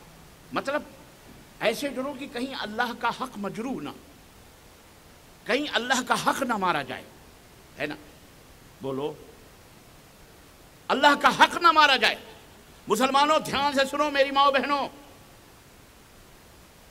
یہ بات جلدی کوئی بتاتا نہیں ہے اور نہ یہ راز کسی کے اوپر کھولتا ہے۔ آدمی یہ سوچتا ہے کہ نماز پڑھ لینا بہت بڑا تقوی ہے، روزہ رکھ لینا بہت بڑا تقوی ہے، لمبی لمبی داڑھیاں رکھ لینا بہت بڑا تقوی ہے، امامے باندھ لینا بہت بڑا تقوی ہے، ہزاروں کا مجمع لاکھوں کا کھڑا کر کے اور جناب علی اللہ رسول کی بات بتا دینا یہ بہت بڑا تقوی ہے۔ لوگ یہ سوچتے ہیں یہ بہت بڑا تقوی ہے، کسی مہمان کو، کسی آدمی کو کھانا کھلا دیا جائے، کسی غریب کی مدد کر دیا جائے، بیوہ کی مدد کیا، یتیموں کے سروں پہ ہاتھ رکھ دیا جائے، دارالعلوم بنا لیا جائے، بڑی بڑی مسجدیں بنا لی جائیں، یہ بہت بڑا تقوی ہے۔ آدمی یہ سوچتا ہے یہ بہت بڑا تقوی ہے، لیکن اہل بھوپال کے لوگوں اور میری ماؤں بہنوں غور سے سنو، اسلام کی نظر میں، اللہ کی نظر میں، رسول کی نظر میں سب سے بڑا تقوی کیا ہے؟ یہاں ڈنڈی ماری ہوئی ہے شیطان نے، یہ نہیں کوئی بتائے گا آپ کو، یہ ہم جیسے دیوانے ہی بتائیں گے، ہم جیسے گالیاں کھانے والے ہی بتائیں گے، ہم جیسے مخالفتوں کا سامنا کرنے والے ہی بتائیں گے، یاروں کی بد زبانیوں کو سہنے والے ہی بتائیں گے کہ سب سے بڑا تقوی کیا ہے۔ یہ شہادت گہے الفت میں قدم رکھنا ہے۔ لوگ آسان سمجھتے ہیں مسلمان ہونا۔ سنو غور سے، یہ نقطہ دماغ میں بٹھا لینا، اور جہاں تک میری آواز جا رہی ہے، جو لوگ بھی ہماری آواز سن رہے ہیں، اور آنے والی نسلوں کو بھی یہ بتا دینا، آپ اپنے بال بچوں کے دماغوں میں بھی، یہ کوئی ملا مولوی کی بات نہیں ہے، یہ رب کے قرآن کی بات ہے، محمد الرسول اللہ صلی اللہ علیہ وسلم کے فرمان کی بات ہے۔ حضرت معاذ بن جبل رضی اللہ تعالیٰ عنہ، متفقون علیہ، صحیح بخاری اور صحیح مسلم کی حدیث، نبی کریم صلی اللہ علیہ وسلم کے پیچھے آپ کی ایک گدھیہ تھی، اسی کے اوپر بیٹھے ہوئے تھے۔ اب کوئی یہ نہ کہے کہ نبی صلی اللہ علیہ وسلم بھی گدھے کی سواری کرتے تھے۔ بھارت کے لوگوں، بھارت کے اندر تو گدھے کو ناپسند سمجھا جاتا ہے، گدھے کی سواری کو ناپسند کیا جاتا ہے، اسی لیے تمہیں سائیکل بھی نصیب نہیں۔ عرب گدھے کی سواریاں کرتے کرتے چارٹرڈ فلائٹوں کے اوپر گھوم رہے، اللہ نے دولتوں کے انبار ان کے زمینوں سے نکالے ہوئے ہیں، اور تم فقیر اور ہم فقیر کے فقیر ہی ہیں۔ شادی بیاہوں میں طلب کرتے ہیں، ہم کو کار چاہیے، ہیں؟ کرتے ہو کہ نہیں کرتے ہو؟ بھوپال کے لوگوں مانگتے کہ نہیں مانگتے؟ ہم کو کار چاہیے، بڑے بیکار ہیں ہم، اس لیے ہمیں کار دے دو، ہمیں راڈو گھڑی دے دو، کیونکہ ہمارے فقیر ہیں ہم، ہمارے ماں باپ نے ہمیں گھڑی نہیں پہنائی۔ اور بے غیرتی کی تو حد ہے۔ کیسے یہ آدمی، یہ دولہا یا دولہے کے گھر والے دلہن کے سامنے جاتے ہوں گے وہ چارپائی لے کر جو اپنے ماں باپ کے گھر سے لے کے آئی، ابے بے شرمو، ڈوب مرو چلو بھر پانی میں، واللہ کنبا کجا کجا نہ ہم تن ہما داغدار، ڈوب مرو چلو بھر پانی میں۔ او صوفے اور چارپائیاں دلہن کے کندھے پر لاد کر لانے والوں، دلہن آ رہی ہے کار کے ساتھ، جہیز لا رہی ہے، گاڑیاں بھر بھر کر کے، کہاں جا رہے ہیں؟ دولہے کے گھر جا رہے ہیں۔ کس کے گھر سے؟ زینب بی بی کے گھر سے جا رہے ہیں۔ کس کے؟ سلیم بابا کے گھر پہ۔ معذرت کے ساتھ کسی کا نام ہو سکتا ہے، مجھے نہیں معلوم۔ ہاں نہیں کوئی جا کر کے پولیس کو کہے صاحب انہوں نے ہمارا نام لے کر کے مجلس میں ہماری بے عزتی کی ہے، ایسے سے لوگ ہیں۔ یہ بھی ہندوستان ہے، امپاسبل، سب چیز یہاں امپاسبل ہے۔ ہواؤں کے خلاف بھی آپ جا کر کے نا رپٹ لکھا سکتے ہیں، ایف آئی آر درج کرا سکتے ہیں۔ جی جناب، بکری کے خلاف، جانور، حیوان، ہم تو انسان ہیں۔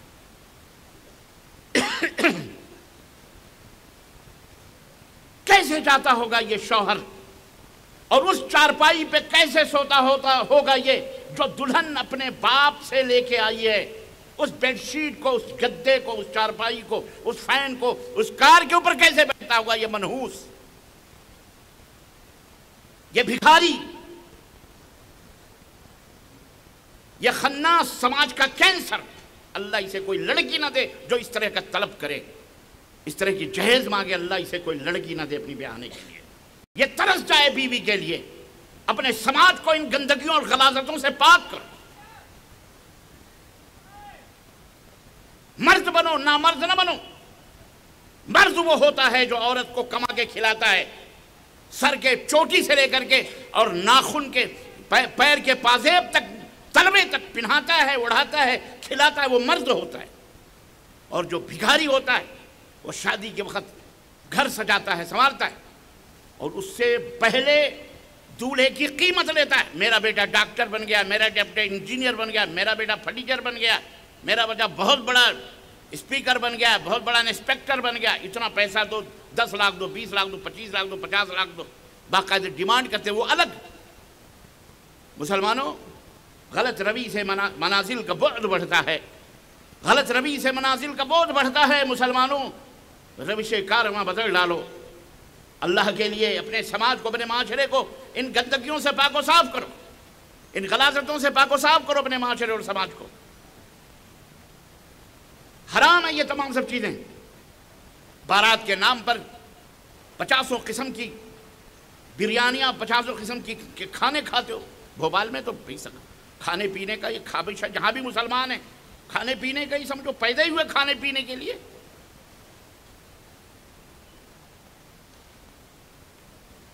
72 قسم کی مٹھائیاں، حیدرآباد ہو، بھوپال ہو، لکھنؤ ہو، دلی ہو، استغفر اللہ استغفر اللہ۔ یہ مسلمان ہیں جنہیں دیکھ کے شرمائے یہود۔ شادیوں کو آسان کرو، اب تمہیں کہیں طوائفوں کے اڈے نہیں ملیں گے، اس کے لیے یونیورسٹیز اور کالجز کافی ہیں، جہاں چہروں کے حجاب بھی نوچ کر کے پھینکے جانے کی ترکیبیں بتائی جا رہی ہیں اور کھینچے جا رہے ہیں، کیونکہ نہ تمہارے پاس کوئی اسکول ہے، نہ تمہارے پاس کوئی کالج ہے، نہ تمہارے پاس کوئی یونیورسٹی ہے۔ مجھے بتاؤ بھارت کے لوگوں، خاص طور سے بھوپال کے لوگوں، تمہارا کوئی ہاسپٹل ہے، تمہاری کوئی یونیورسٹی ہے جہاں تمہاری لڑکیاں حجاب کے ساتھ، پردے کے ساتھ انجینئر بن سکیں، ڈاکٹر بن سکیں، سی اے بن سکیں، بیرسٹر بن سکیں، ایڈوکیٹ بن سکیں، یا عالمہ فاضلہ ہے کوئی یونیورسٹی تمہارے پاس؟ کیوں نہیں؟ بڑے بڑی بلڈنگیں بناتے ہو، بڑے بڑے کارخانے بناتے ہو، بڑی بڑی دولتیں کماتے ہو، کیوں نہیں سوچتے؟ کون سوچے گا یہ؟ میں بلا تفریق مذہب و ملت بات کر رہا ہوں۔ بڑے فخر کرنے والے موجود ہیں صاحب، ہم تو سینہ ٹھوک کے ہماری جنت ہمارے باپ کی ہم لے لیں گے۔ پتہ چلے گا جب جاؤ گے میدان قیامت میں جنت کس کو ملتی ہے، کس کو نہیں ملتی۔ کیوں نہیں ہمارے پاس ایسی کالجز اور یونیورسٹی ہماری بہنوں کے لیے، بیٹیوں؟ لڑکے تو دنیا میں کہیں بھی جا کے پڑھ سکتے ہیں، لیکن ہمارے بہنوں بیٹیوں کے لیے کیوں نہیں؟ کیوں نہیں میٹرنٹی ہاسپٹل ہے؟ پیٹوں کو چاک کر کر کے بچوں کو نکال کر 2-3 بچوں تک محدود کر دیا جاتا ہے۔ ہم وہ قوم نہیں ہیں جو اس خوف سے بچے نہ پیدا کریں کہ ان کو کھلائے گا اور پلائے گا کون۔ ہمارے اللہ نے ہمارے رزق کی ذمہ داری لی ہے اور فرمایا نحن نرزقکم وإیاہم، ہم تمہیں بھی کھلاتے ہیں اور انہیں بھی پلاتے ہیں، انہیں بھی کھلاتے ہیں۔ تم کون ہوتے ہو کھلانے پلانے؟ بے غیرت! بچے تو ہوئی اچھے اور دونوں ٹپک گئے تو پھر کون اچھا؟ پھر رہ جانا تم میاں بیوی کچا۔ اب تو ڈیٹ بھی نکل گئی، عمر بھی نکل گئی، اب تو ہے ہی نہیں کچھ، کیا کرو گے پھر؟ اللہ کے رسول صلی اللہ علیہ وسلم کے ماننے والوں، خود جینا سیکھو۔ جی جناب، اسی بھارت کے اندر بہت ساری غیر مسلم قومیں ہیں جنہوں نے اپنے وقار کو، اپنی تہذیب کو، اپنے دین کو، اپنے مذہب کو، غلط ہی صحیح، انہوں نے بجا کے رکھا ہے، سنوار کے رکھا ہے۔ وہ دیش کو بھی دیتے ہیں، خود بھی اپنے سماج کو بھی دیتے ہیں، اور آج ہم بھکاری بنے ہوئے حکومت سے مانگ رہے ہیں۔ حکومت، آپ نے حکومت کو کیا دیا؟ آپ نے ہمارے مریض جا کر کے ہاسپٹلوں کے دروازوں پہ تڑپ تڑپ کے مرتے ہیں، ہماری عورتیں پیٹ کٹا کٹا کے بچے نکلواتی ہیں، ہمارے پاس میٹری ہاسپٹل نہیں، کوئی ایسی بہترین ڈاکٹر نہیں جو نارمل طریقے سے ڈلیوری کروا سکے، اور جن کو اللہ نے توفیق دی ہے وہ ڈاکٹر نہیں، وہ تو ڈاکو بنے ہوئے ہیں، اللہ انہیں ہدایت عطا فرمائے۔ پیسے کی لالچ اور ہوس ہمیں اس طرح سے ستا رہی ہے۔ یاد رکھو، حرام کھاؤ گے تو تمہاری نماز، تمہارے روزے کوئی بھی تمہاری کسی کام کے نہیں آئیں گے، یاد رکھو، نہ دعائیں کام آئیں گی۔ ہماری بربادی کا ایک سبب یہ بھی ہے کہ ہمارے دل سے اللہ کا خوف نکل گیا۔ شادی بیاہ ہو، لین دین ہو، بزنس ہو، تجارت ہو۔ میں وہ شہر نہیں بتاؤں گا، میں اس شہر میں گیا، تقریر ہوئی یو پی کے اندر، مجھے کسی نے میرے کان میں پھونک دیا تھا کہ یہ وہ شہر ہے جہاں 2 گھنٹے کے اندر نئی سے نئی کاریں پرانی کاروں میں تبدیل ہو جاتی۔ میں نے کہا وہ کیسے؟ بولے دلی میں چوری ہوتی ہے، دلی سے اٹھائی جاتی ہے، 2 گھنٹے میں یہاں آگے کباڑ خانے میں تبدیل کر دی جاتی ہے۔ کون کرتا ہے؟ بولے یہ سارے بیوپاری مسلمانوں کے۔ استغفر اللہ۔ کیا ہوا؟ بولے مودی جی آئے تو انہوں نے یہ پوری مارکیٹ ہی بھسم کروا دی، بلڈوزر چلوا دیا، ختم کرو یہ۔ صحیح کیا، ہم تو سیلوٹ کرتے ہیں، سدھرو تو صحیح کسی طرح سے۔ ادھر کے ڈنڈے سے نہیں سدھرتے، قرآن و سنت کے ڈنڈے سے، تو سلطان اور بادشاہ کے ڈنڈے سے تو سدھرو۔ ہمارے مولویوں کی بھی یہی حالت ہے، پارلیمنٹوں میں بیٹھ کے 3 طلاق 3 طلاق 3 طلاق 3 طلاق 3 طلاق، فٹافٹ حلالہ مارا ڈنڈا ایسا چپاٹ کہ اب بیٹا دیو طلاق 3، پتہ چلے گا جاؤ جیل کے اندر 3 سال۔ اب مارے ڈر کے شوہر ہی کانپ رہا ہے۔ ان اللہ یذو بالسلطان ما لا یذو بالقرآن۔ حضرت عثمان غنی نے کہا تھا اپنے دور میں کہ اللہ کبھی کبھی بادشاہ کے ڈنڈے سے وہ کام لیتا ہے جو قرآن سے بھی نہیں ہو سکتا ہے۔ انہیں قرآن حدیث بتاتے ہوئے کہ کسی نے اگر اپنی بیوی کو ایک مجلس میں 3 طلاق دے دیا تو ایک ہی طلاق ہوگی، رجعی ہوگی، اللہ کا فرمان ہے، رسول کا فرمان ہے، صحابہ کا اجماع۔ لیکن اس مولوی کے اس خر دماغ میں، اس پنچ میں، اس کھوپڑی کے اندر یہ بات قرآن و حدیث کی نہیں آئی، تو پارلیمنٹ سے قانون بنا کر اس کے دماغ میں ڈالی گئی، ایسے نہیں مانتا تو ایسے مان۔ بات سمجھ میں آ رہی کہ نہیں آ رہی؟ تو نہیں سدھرو گے تو ایسے سدھارے جاؤ گے۔ اگر آپس میں اصلاح نہیں کرو گے، آپس میں ایسا ماحول نہیں بناؤ گے، آپس میں اپنے آنے والی نسلوں کا اہتمام نہیں کرو گے، تو دیکھو تمہارے سامنے یہ قبریں، یہ خانقاہیں، یہ بڑی بڑی بلڈنگیں، یہ قلعے اور یہ حویلیاں، یہ فلانی جو ہے کیا کہتے ہیں محلات تمہارے سامنے ہیں، مٹ گئے، چلے گئے، ختم ہو گئے، کوئی نام لینے والا نہیں ہے ان کا، ویران ہیں، کوئی ان کو آباد کرنے والا نہیں ہے۔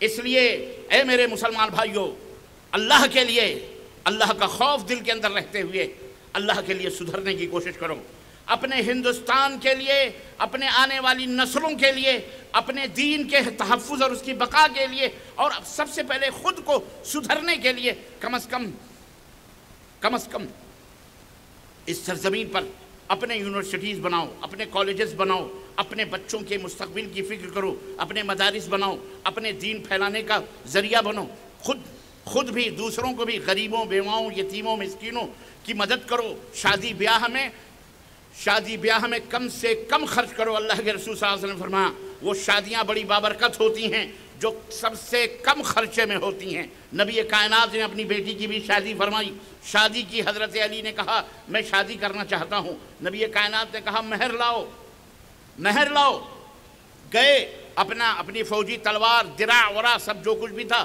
حضرت عثمان کو بیچ دیا، جو بھی درہم اور دینار ملے لائے، نبی کائنات صلی اللہ علیہ وسلم نے اپنا دامن مبارک پھیلایا اور اسی کے اندر وہ دینار اور درہم رکھے گئے۔ اللہ کے نبی نے ایک مٹھی نکالی، کہا فاطمہ کے لیے گھر بنایا جائے، ایک مٹھی نکالی، کہا فاطمہ کے لیے کپڑے اور خوشبو کا انتظام کیا جائے۔ اللہ اکبر، یہ تھی فاطمہ اور حضرت علی رضی اللہ تعالیٰ عنہ کی شادیوں کا تذکرہ۔ اتنی آسانی کے ساتھ شادی، حضرت عبد الرحمن ابن عوف شادی فرما رہے ہیں، کچھ دنوں کے بعد گزرے نبی کریم صلی اللہ علیہ وسلم کے پاس سے، ان کے چہرے پر یا کپڑے پر شادی کے کچھ آثار نظر آئے، تو نبی رحمت صلی اللہ علیہ وسلم نے پوچھا ہاں کیا بات ہے، یہ نشان میں دیکھ رہا ہوں، ایسا لگ رہا ہے تم نے شادی کی؟ انہوں نے کہا ہاں اللہ کے نبی میں نے شادی کی ہے۔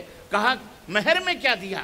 کہا ایک کھجور کی جو گٹھلی ہوتی ہے اس کے برابر مہر میں نے سونا دیا ہے اور اس کے اوپر میں نے شادی کی ہے۔ اللہ اکبر، اللہ اکبر۔ اللہ کے نبی نے فرمایا ولیمہ کر لیا؟ کہا نہیں، کہا اولیموا لو بشاۃ، ولیمہ کرو بھلے ایک بکری ہی کیوں نہ ہو۔ تو ولیمہ ہمارے اوپر ہے، ولیمہ لڑکے کے اوپر ہے، شادی کا کھانا لڑکے کے اوپر ہے کہ وہ اپنے دوست کو، اپنے اعزاء اقارب کو جتنی اس کی حیثیت ہے اس حساب سے وہ کھلائے پلائے، اس میں بھی وہ اسراف نہ کرے، فضول خرچی نہ کرے کہ جناب علی 72 قسم کے کھانے پکوائے، 72 قسم کی مٹھائیاں پکوائے، 72 قسم کے جناب علی پتہ نہیں کیا کیا اعلیٰ بالا 72 جو کچھ بھی، آج پیٹ نہیں انڈیا گیٹ بنا لیا ہے لوگوں نے، اتنا کھاتے ہیں اتنا کھاتے ہیں اتنا کھاتے، اللہ کی پناہ یہ بیمار ہو جاتے ہیں۔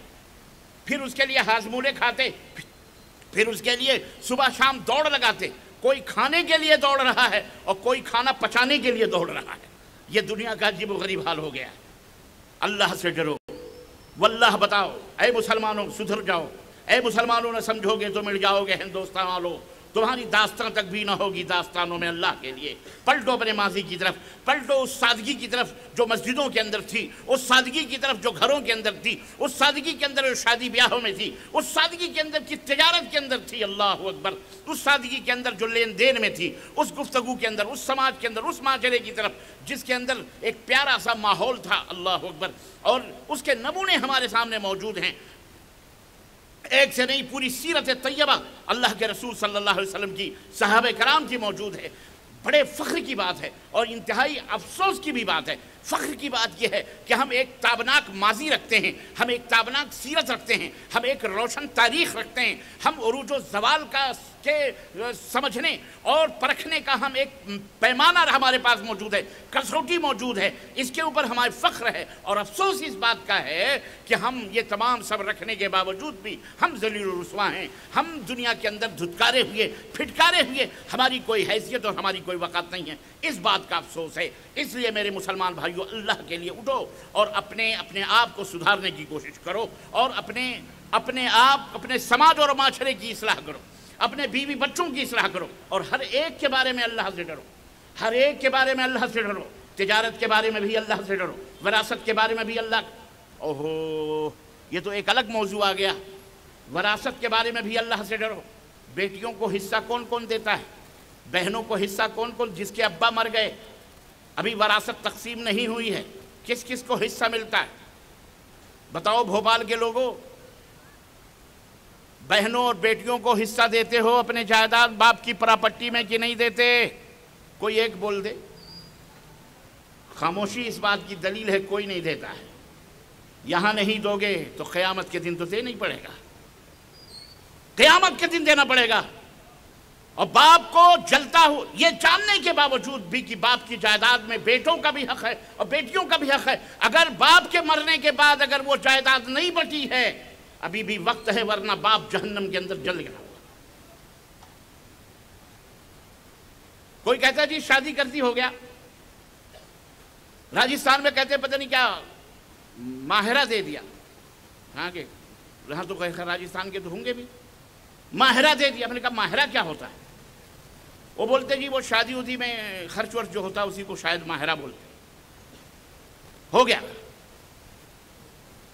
باقاعدگی کے ساتھ باپ کی وراثت میں چاہے 1 لاکھ 10 لاکھ 20 لاکھ کچھ بھی ہو، سب کچھ کو تقسیم کرنا جو باپ چھوڑ کے گیا، ہاں تمہارے حصے میں نہیں چاہیے۔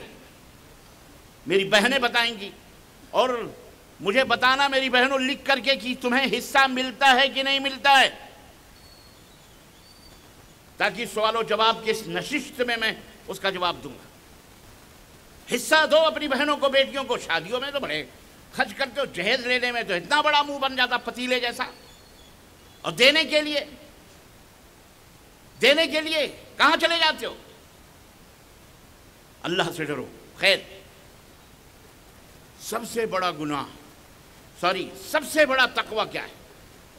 آؤ میں پھر وہاں چلتا ہوں، وہاں وہ بتا کے پھر میں آگے بڑھتا ہوں، اور وہ سمجھ میں اگر وہ بات آ گئی تو انشاءاللہ تبارک و تعالی 95% اگر بات سمجھ میں آ گئی اور اس کو عملی جامہ پہنا دیا گیا تو 95% انشاءاللہ علاج ہو گیا انشاءاللہ تعالی۔ یہ سمجھو کہ معاشرہ ہمارا اللہ کے غضب سے بچ گیا، اور ورنہ اللہ کے غضب سے نہ کوئی مفتی بچا سکتا ہے، نہ کوئی مولوی، نہ کوئی مقرر، نہ کوئی خطیب، یاد رکھو۔ حضرت معاذ ابن جبل کی وہ روایت گدھے پہ آئی تھی کہ تم گدھا کو تم نے حقیر سمجھا، آج تم خود حقیر ہو گئے۔ اللہ کی مخلوق ہے، کوئی حقیر وقیر نہیں ہے۔ عرب آج بھی سواریاں کرتے ہیں، کل بھی کرتے تھے، آج بھی کرتے ہیں، ورنہ وہ گندگیاں بھارت کے لوگ اپنے سر کے اوپر رکھ کر کے شہر کے باہر پھینکنے جاتے ہیں، وہ گندگیاں شہر کے باہر نہیں، گدھوں پہ لاد کر کے یہاں سے وہاں پھینکتے ہیں۔ حضرت معاذ ابن جبل پیچھے بیٹھے ہوئے اللہ کے رسول صلی اللہ علیہ وسلم نے فرمایا یا معاذ، معاذ کون ہے معلوم ہے؟ فقیہ هذه الامہ، اس امت کے فقیہ ہیں حضرت معاذ ابن جبل رضی اللہ تعالیٰ عنہ۔ کیا شان تھی نبوت کی یارو، سیرت پڑھو، ہر فیلڈ کے لوگوں کو نبی نے تیار کر رکھا تھا۔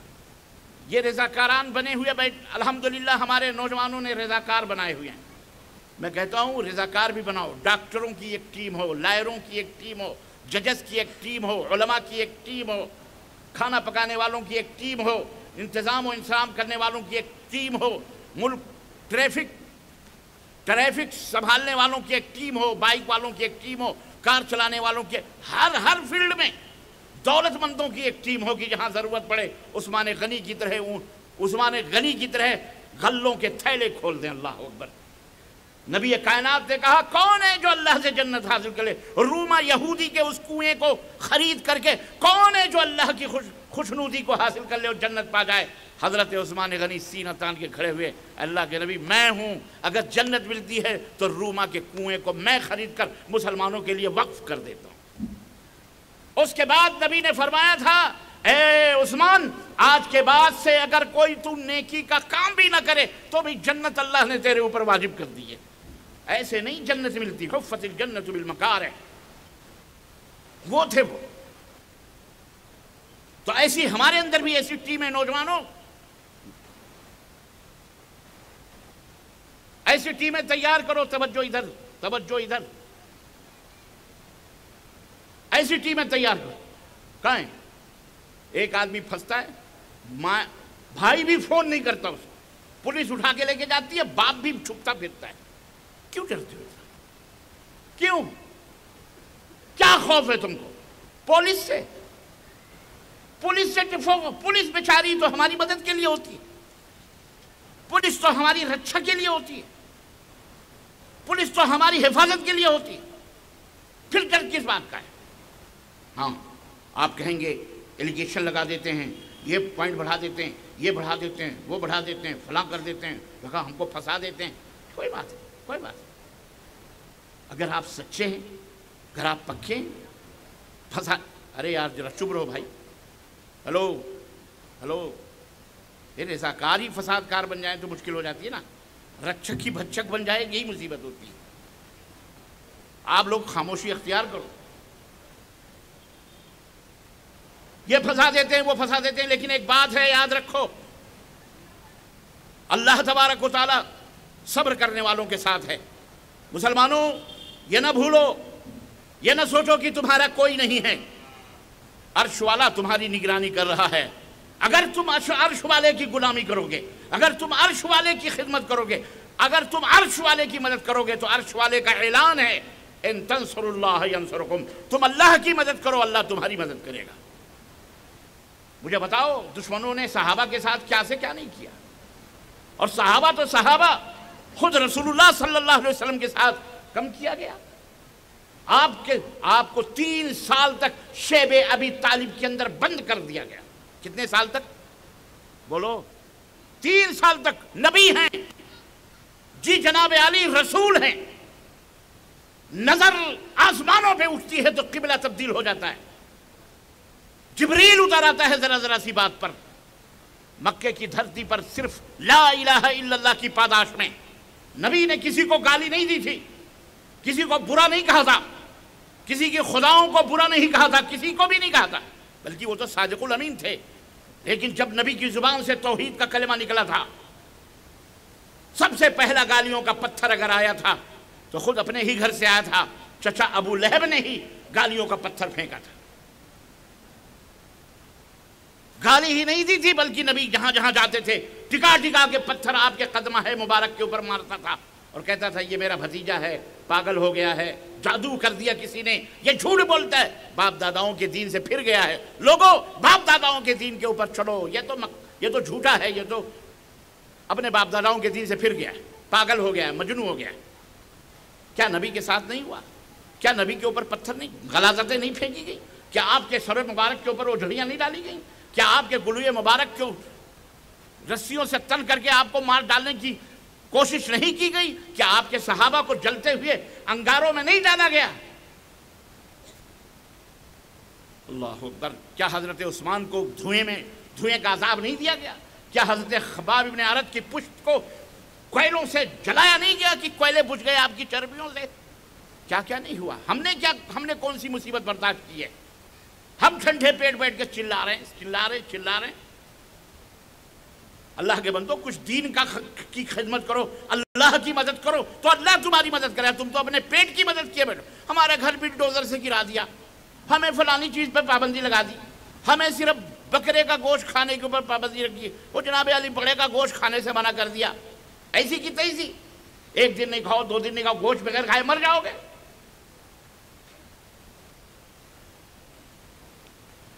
کیوں پریشان ہوتے ہو؟ نبی کی سیرت ہمارے سامنے ہے۔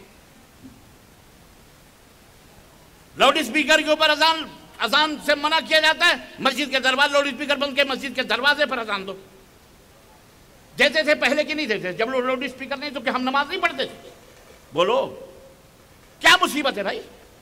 اور آج اذان کے بدلے میں دسیوں پتہ نہیں کیا کیا خرافات مسلمان کرتا پھرتا ہے، 2 گھنٹے 1.5 گھنٹے سلام پڑھتا ہے تو کلام کرتا ہے تو پتہ نہیں کیا کیا، تو تکلیف نہیں ہوتی؟ ہم مسلمان کسی کو ایذا پہنچانے کے لیے اس دنیا میں نہیں آئے۔ ہم مسلمان اس کائنات کے مسیحا ہیں، ہم مسلمان اس کائنات کے ڈاکٹر ہیں، ہم مسلمان زخموں پہ مرہم رکھنے والے، ہم مسلمان مریضوں کی عیادت کرنے والے، ہم مسلمان ہندو مسلم کرنے والے نہیں، مسلم غیر مسلم، ہم مسلمان سب کے ساتھ اخلاق اور سب کے ساتھ اپنے معاملات کو پیار سے محبت سے سلجھانے والے لوگ ہیں۔ ہم کوئی قاتل نہیں ہیں، ہم کوئی ظالم نہیں ہیں، ہم کسی کے حق اور حقوق کے اوپر ناجائز قبضہ کر کے ناجائز غصب کرنے والے لوگ نہیں ہیں۔ ہمارا اسلام اس بات کا حکم نہیں دیتا۔ ہمارا اسلام، سنو کان کھول کر کے سن لو، ہمارا اسلام تو وہ ہے، توجہ نوجوانوں تمہیں بہت جذبات میں لایا جاتا ہے، اور فلانے آ رہے ہیں جناب فلانی پارٹی لے کر کے مسلمانوں کا ووٹ لینے، فلانے لیڈر کریں گے، کوئی لیڈر پیڈر نہیں کرتا۔ سنو، بہت جلدی جذبات میں آ جاتے ہو، مظاہرے پھر کٹتے اور پٹتے ہو۔ ہمارا اسلام وہ انسانیت کی تکریم سکھاتا ہے، انسانیت کی تکریم سکھاتا ہے، تعظیم سکھاتا ہے کہ نبی کائنات ارے کچھ نہیں بھائی، ایک جانور ہے بیچارہ، انسانوں میں آ گیا، بھول کر کے آ گیا، معاف کرنا، معاف کر دو۔ ایک آدمی تھا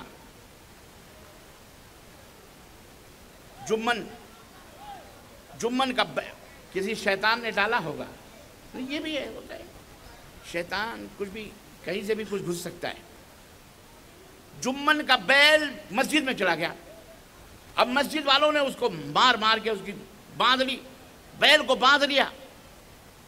اب جمن بیچارے کو بلایا، کہاں ہے؟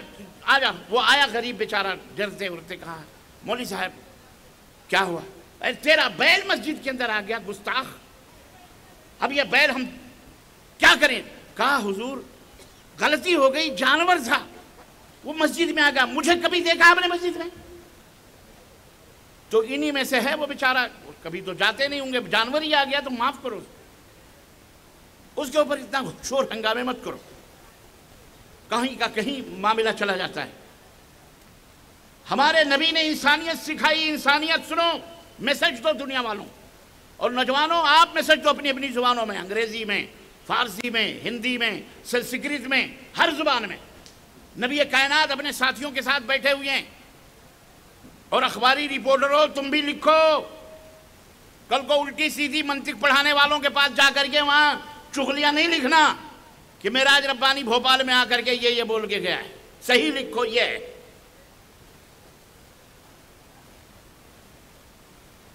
نبی کائنات بیٹھے ہوئے ہیں اپنے ساتھیوں کے جھرمٹ میں، ایک جنازہ گزرتا ہے سامنے سے، اللہ کے نبی اٹھ کے کھڑے ہو جاتے ہیں، نبوت اٹھ کے کھڑی ہوتی ہے۔ صحابہ کہتے ہیں اللہ کے نبی آپ کو پتہ ہے یہ کس کا جنازہ ہے؟ ہذہ جنازۃ یہودی، یہ ایک یہودی کا جنازہ ہے، یہودی کا جنازہ جا رہا ہے، آپ اٹھ کے کھڑے ہو گئے۔ اللہ اکبر۔ اللہ کے نبی نے فرمایا اولیس انسان، اولیس انسان، میرے صحابہ کہ وہ انسان نہیں ہے؟ یہ ہے انسانیت کی تکریم۔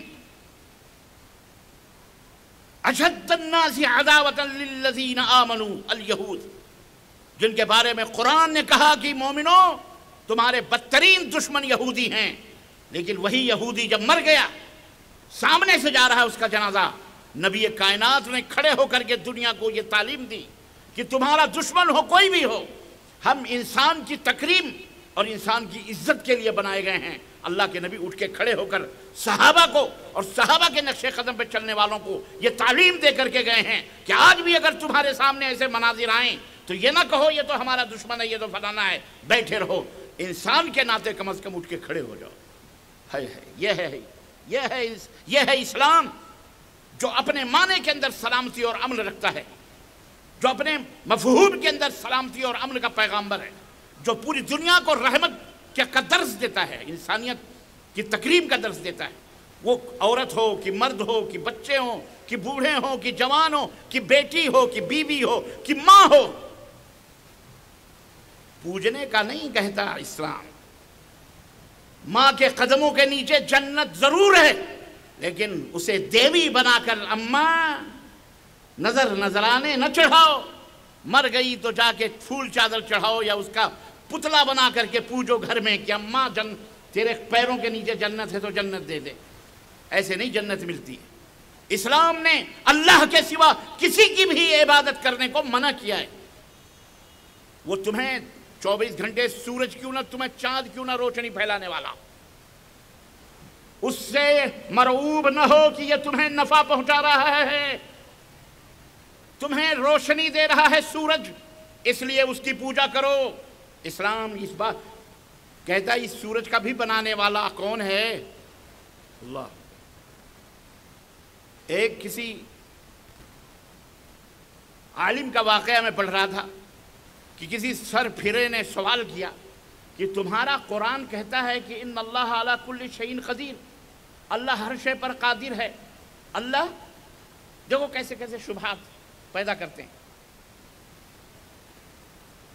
ابھی ہماری گفتگو مولوی صاحب سے ہو رہی تھی، وہ کہہ رہے تھے یہ منکرین حدیث جو ہے نا، یہ شبہ پیدا کرتے ہیں کہ توریت زبور انجیل، ٹھیک ہے،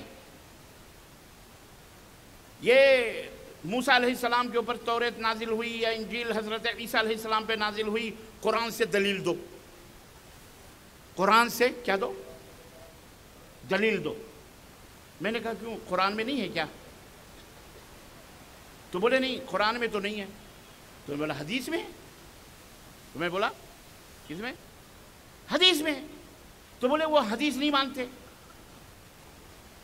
ذرا سمجھو، وہ حدیث کو نہیں مانتے، کہتے قرآن کی بات، قرآن سے دلیل دو۔ تو ہم نے کہا جب وہ حدیث کو نہیں مانتے تو پھر وہ قرآن کو کیسے مانتے ہیں؟ پھر وہ تو قرآن کو بھی نہیں مانتے، کیونکہ قرآن ان کے اماں ابا پہ اترا تھا۔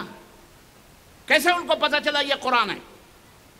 کیسے ان کو معلوم ہوا کہ الف لام میم سے لے کر کے یا سورہ فاتحہ کی بے سے لے کر کے بسم اللہ سے لے کر کے والناس کی سین تک اللہ کے نبی اللہ تعالیٰ نے اس قرآن کو اتارا؟ ان کو کیسے پتہ چلا؟ کیسے معلوم ہوا؟ کیسے معلوم ہوا؟ مسلمانوں تم بتاؤ، بولو۔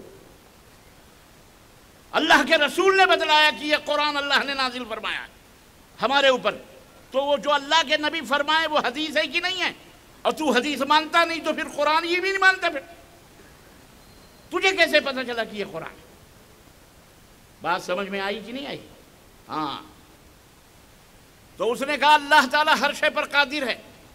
ہاں بے شک صحیح ہے، ہاں بے شک صحیح ہے، قرآن میں ہے، بے شک قرآن میں ہے۔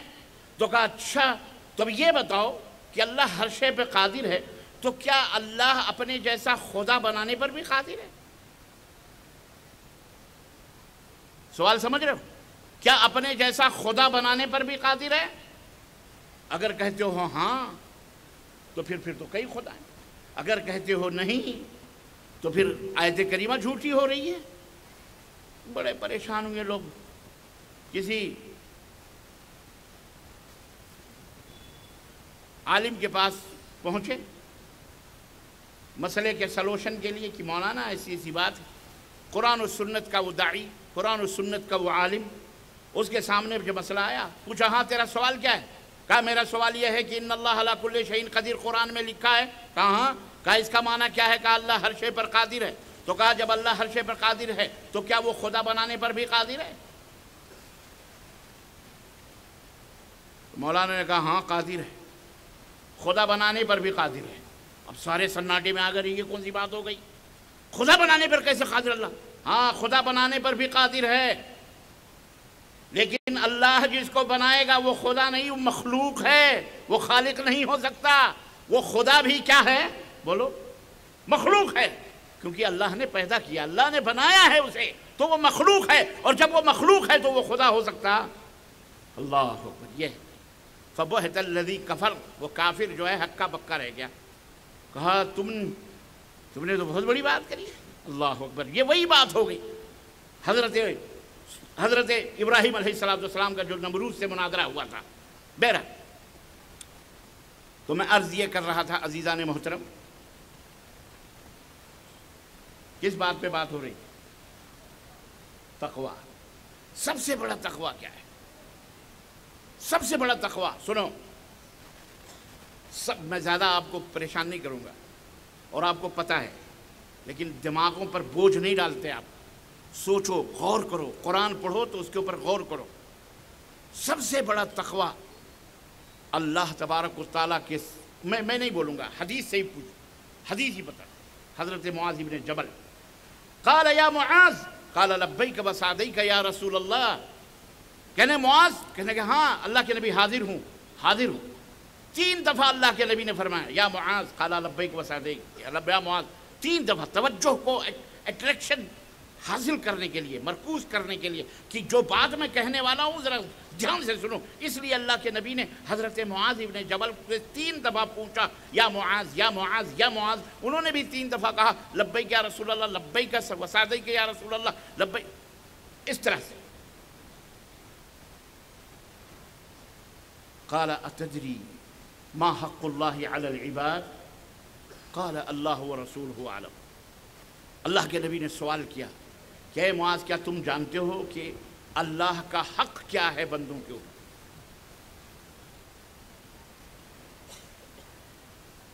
یا ایھا الذین آمنوا اتقوا اللہ حق تقاتہ، جیسا کہ میں نے کہا نا سب سے بڑا تقوی کیا ہے؟ رسول اللہ صلی اللہ علیہ وسلم نے پوچھا حضرت معاذ سے کیا تجھے پتا ہے کہ اللہ کا حق کیا ہے بندوں کے اوپر؟ قال اللہ ورسولہ اعلم، کہنے کہ اللہ اس کے رسول زیادہ جانتے ہیں، اللہ کے نبی مجھے نہیں معلوم ہے۔ تب اللہ کے رسول صلی اللہ علیہ وسلم نے فرمایا کہ اللہ کا حق بندوں پر یہ ہے کہ اللہ نے انہیں پیدا کیا ہے لا یشرکوا بہ شیئا، اللہ کے ساتھ کسی کو شریک نہ کرنا، یہ اللہ کا سب سے پہلا حق، یہ حق ہے اللہ کا۔ اللہ سے ڈرنے کا سب سے بڑا حق یہ ہے کہ اللہ کے ساتھ کسی کو شریک، نہ کسی نبی کو نہ کسی رب۔ اب بھی کرسمس ڈے گیا ہوا ہے، نبی کا برتھ ڈے منایا گیا، اور نبی کا برتھ ڈے کیا کہہ کر کے منایا گیا کہ یہ کون ہے؟ یہ اللہ کے بیٹے ہیں، عیسیٰ ابن اللہ ہیں، اللہ کے بیٹے ہیں۔ اللہ کہتا زمین کیوں نہ پھٹ گئی اور یہ اس کے اندر دھنس جاتے؟ اللہ کے اوپر اتنا بڑا احسان، بہتان یہ لگاتے ہیں، یہ ذلیل۔ لم یلد ولم یولد، اللہ تو یہ ہے نہ کسی سے پیدا ہوا نہ اس سے کوئی پیدا ہوا، پھر وہ بیٹا کیسے پیدا کر، بیٹا کیسے جنم دے سکتا ہے؟ وہ کیسے جن سکتا ہے بیٹا، یا بیٹی کیسے جن سکتا ہے؟ اس کے نہ ماتا ہے، نہ پتا ہے، نہ باپ ہے، نہ ہی اولاد ہے، نہ کوئی بیوی ہے، نہ وہ کسی کا شوہر، نہ وہ کسی کی بیوی، نہ کسی کا باپ، نہ کسی کا بیٹا۔ ابھی گزری یہ چیز، ابھی کرسمس ڈے منا کر کے لوگوں، اور آپ لوگوں نے بھی پتہ نہیں بہت مٹھائیاں بھی کھائی ہوں گی، اور پتہ نہیں کتنے لوگوں نے نادانی اور جہالت میں ہیپی کرسمس کے نعرے بھی لگائے ہوں گے. پتہ ہے ہیپی کرسمس کا مطلب کیا ہوتا ہے؟ کہ تم جو تیوہار خدا کے پیدائش کا اور اللہ کے بیٹے کا منا رہے ہو تمہیں مبارک ہو. گویا آپ یہ کہہ رہے ہو کہ ہاں ہم بھی اسی کی تائید کر رہے ہیں کہ اللہ کا بیٹا تمہیں خوشی ہو. استغفر اللہ. رواداریوں میں کچھ فاصلے رکھا کریں، رواداریوں میں بھی کچھ فاصلے رکھا کریں. رواداریوں کا یہ مطلب نہیں ہوتا کہ جناب عالی مہمان نوازی میں ہم اپنی بہن بیٹیاں دے دیں کسی کو. یہ رواداری نہیں ہوتی. فاصلے رکھا کریں. اللہ کا حق یہ ہے کہ اللہ کے ساتھ کسی کو شریک، یعنی سب سے بڑا حق اللہ کا یہ ہے، اور سب سے بڑا تقوی یہ ہے. سنو مسلمانوں، سب سے بڑا تقوی یہ ہے کہ انسان موحد ہو. سب سے بڑا پہلا تقوی، پہلا. اللہ کے رسول صلی اللہ علیہ وسلم نے صحابہ کرام سے کہا الا انبئکم باکبر الکبائر، اے میرے صحابہ کیا میں تمہیں سب سے بڑے گناہوں میں، جو بڑے بڑے گناہ ہیں، ان گناہوں میں سب سے بڑے گناہ کے بارے میں نہ بتلاؤں؟ قالوا بلا یا رسول اللہ. لوگوں نے کہا کیوں نہیں اللہ کے نبی بتائیے. قال الاشراک باللہ، تمام بڑے گناہوں میں سب سے بڑا گناہ اللہ کے ساتھ کسی کو شریک کرنا ہے. چاہے کوئی نبی ہو، چاہے کوئی رسول ہو، چاہے کوئی پیر ہو، چاہے کوئی پیغمبر ہو، چاہے کوئی مولوی ہو، چاہے کوئی صوفی ہو، چاہے کوئی صافی ہو، چاہے کوئی قادری ہو، چاہے کوئی چشتی ہو، چاہے وہ نقشبندی ہو، چاہے وہ کوئی بھی ہو. کسی کو بھی شریک کرنا، کسی کو بھی حاجت روا سمجھنا، مشکل کشا سمجھنا، اس کے بارے میں یہ عقیدہ رکھنا کہ وہ بھی زندہ ہیں، وہ بھی حاجت روائی کرتے ہیں، وہ بھی اپنے توسط سے سب کو بخشواتے ہیں، وہ سب جان رہے ہیں، پڑے ہوئے ہیں قبروں کے اندر، صرف چلے گئے ہیں، قبروں کے اندر صرف دفن ہوئے ہیں، لیکن سب اندر قبر سے سب ایک دنیا الگ قبروں کی آباد ہے، وہ سب زندہ ہیں، سب جاگ رہے ہیں، سب دیکھ رہے ہیں، سب سن رہے ہیں. استغفر اللہ. اس طرح کے ایمان اور عقیدے رکھ کر کے ان سے مانگنا، ان سے فریاد کرنا، ان سے بیٹا بیٹی طلب کرنا، یہ تمام سب کی تمام چیزیں شرکیہ ہیں. شرک. تو یہ سب سے بڑا تقوی یہ ہے کہ انسان اپنے ایمان اور عقیدے کو شرک کی گندگیوں سے محفوظ کر لے، بچائے. حضرت ابراہیم علیہ السلام کی سب سے بڑی پہچان اور سب سے بڑی امامت جو ان کو عطا کی گئی، اور سب سے بڑی بات جو کہی گئی وہ یہی تھی کہ ان ابراہیم کان امہ قانتا للہ. ابراہیم تنہا ایک جماعت تھے، اللہ کی طرف مائل تھے، اللہ کی طرف حنیفاً، تمام دینوں سے منہ موڑ کر اللہ کی طرف اپنے رخ کرنے والے تھے. وما کان من المشرکین، اور ابراہیم مشرکوں میں سے. تو مومن ہو جو متقی وہ ہے جو مشرک نہ ہو. مومن وہ ہے جو، بولو، سب سے پہلی سیڑھی یہ ہے کہ وہ مشرک نہ ہو. وہ اور جو ایمان کا دعویٰ کرے، اسلام کا دعویٰ کرے، لیکن وہ شرکیہ عقیدے رکھے، اس کے عقیدے شرکیہ ہوں، تو وہ مومن کہلانے کا حق نہیں رکھتا ہے. یاد رکھو، بیوی کے اندر ہزار عیب ہیں، پر ایک خوبی ہے کہ وہ اپنے مڈیر پہ کوا بھی نہیں بیٹھنے دیتی. ایک خوبی ہے کہ ہمارا دوست اگر جاتا ہے، کہاں ہیں فلانے، پتہ نہیں کہاں ہیں، کب آئیں گے، ہم کو کیا معلوم کب آئیں گے. دروازہ نہیں کھولتی، دروازے کے پیچھے سے بڑی سختی کے ساتھ جواب دیتی ہے، پتہ نہیں کہاں گئے، ہمیں نہیں معلوم. اب وہ تمہارا دوست آ کر کے آپ کے پاس کہے کہ بھیا عبداللہ، یار کیا خرس بیوی پائے ہو تم. ہم دروازے پہ گئے، ہم نے پوچھا فلانے ہیں، انہوں نے تو ایسا جواب دیا بھابھی نے کہ یار پیروں تلے زمین کھسک گئی، پتہ نہیں کہاں ہیں، کب آئیں گے، پتہ نہیں کب آئیں گے، ایسا روکھا جواب دیا. اب یہ بتاؤ آپ کو خوشی ہوگی یا غم ہوگا؟ بظاہر غم ہوگا، کیونکہ لنگوٹیا یار ہے نا. ارے یار چھوڑ، عورتیں ایسی ہوتی ہیں، پتہ نہیں کس موڈ میں رہی ہوگی، ورنہ وہ ایسی نہیں ہے. لیکن یہاں دل میں تو گولے پھول کے، خوشیوں کے فوارے گوجے. کیا بات، ماشاءاللہ ایسی بیوی ملی ہے، ماشاءاللہ. نالائق کہاں پہنچ گیا تھا تو ہمارے دروازے پر، آج تجھے پتہ چلا کہ میری بیوی کیسی ہے. یہ ہے نیک اور صالح بیوی کی علامت. اور اگر وہی دوست جو سمجھو کہیں سے آیا بھوپال، آپ کے گھر پہ گیا، دروازے بھی ترتیب ہے، عبداللہ بھائی ہیں، بھابھی نے دروازہ کھول دیا، کون؟ میں ان کا دوست، آئیے نا، تشریف لائیے۔ مسکرا کر شیک ہینڈ بھی کر رہی ہے، جناب عالی ٹھنڈے پانی پوچھ بھی رہی ہے، بٹھا بھی رہی ہے، لان کیا کہتے ہیں اس کو، ڈرائنگ روم ڈرائنگ روم میں، اور وہ دوست سب کچھ کھا پی کے آ کے آپ سے سامنے بیان کرے، یار عبداللہ بھائی آئی، میں تو گیا دروازے پہ دستک ہوئی، بھابھی نے تو دروازہ کھولا، کیا بہترین بیوی ہے بھائی ماشاءاللہ، کیا اخلاق ہیں، بھی محترم، شیک ہینڈ بھی ہوا، اور ابھی شیک ہی ہینڈ ہوا ہے، گلے ولے ملنے کی دور کی بات ہے، وہ تو چھوڑو۔ فوراً بیٹھی، انہوں نے چائے بنائی، یہ کری وہ کری فلاں، پورا سامنے آ کر کے حال چال بھی پوچھے۔ آپ تو بظاہر تو جناب علی ہاں میں ہاں ملاؤ گے، لیکن دل جو ہے، خون بلڈ پریشر اتنا ہائی ہو گیا ہوگا کہ کب پہنچوں اور کب لگاؤں تھپڑ کھینچ کے۔ بولو ایک غیرت ہے کہ نہیں غیرت ہے؟ ہزار عیب سہی۔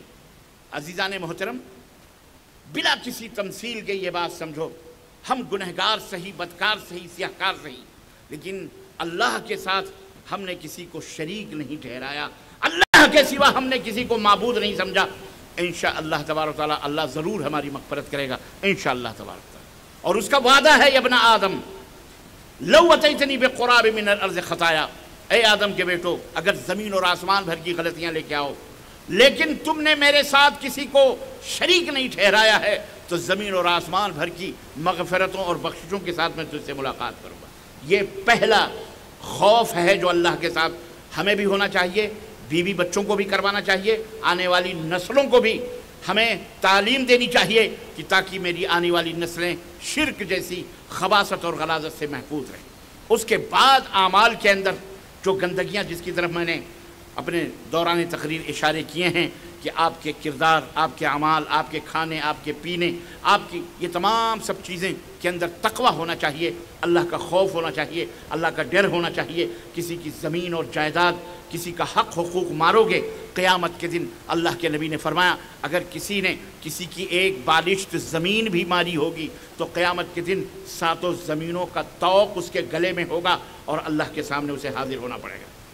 اللہ سے ڈرو، رشتہ داریاں نبھانے میں اللہ سے ڈرو، سب کچھ کرنے میں اللہ سے ڈرو، اور ایسا ماحول پیدا کرو اللہ کا، اللہ اکبر، کہ حق والوں کے ان کے حقوق لوٹا دو، بہنوں کے ان کے حقوق لوٹا دو، بیویوں کے ان کے، ہر معاملے میں اللہ کا ڈر، مسجد کے تعلق سے اللہ کا ڈر، نماز کے تعلق سے اللہ کا ڈر، روزے کے تعلق سے اللہ کا ڈر، جیسے رمضان میں ہوتا ہے ایسے ہی نمازوں کے تعلق سے اللہ کا ڈر ہونا چاہیے کہ دن کے اجالے میں کمرے کے اندر بند بیٹھے، سخت گرمی ہے، پیاس سے حلق کانٹا ہو رہا ہے، پھر بھی پانی کا بوتل منہ میں لے کر کے آپ اگل دیتے ہیں، کلیاں کر دیتے ہیں، اندر بھی اگر ڈال لیں تو کوئی چاروں طرف سے کوئی دیکھنے والا نہیں، لیکن آپ کا دل یہ کہتا ہے عرش 7 آسمانوں کے اوپر جو اللہ ہے، تجھے اس بند کمرے میں بھلے دنیا نہ دیکھ رہی ہو پر وہاں سے وہ دیکھ رہا ہے۔ یہی تقویٰ ہے، یہی پرہیزگاری ہے، یہی کیفیت ہماری ہر زندگی کے ہر موڑ پہ ہونے چاہیے۔ کسی کی جیب کاٹتے وقت، شادی کے وقت، بیاہ کے وقت، ہر معاملے میں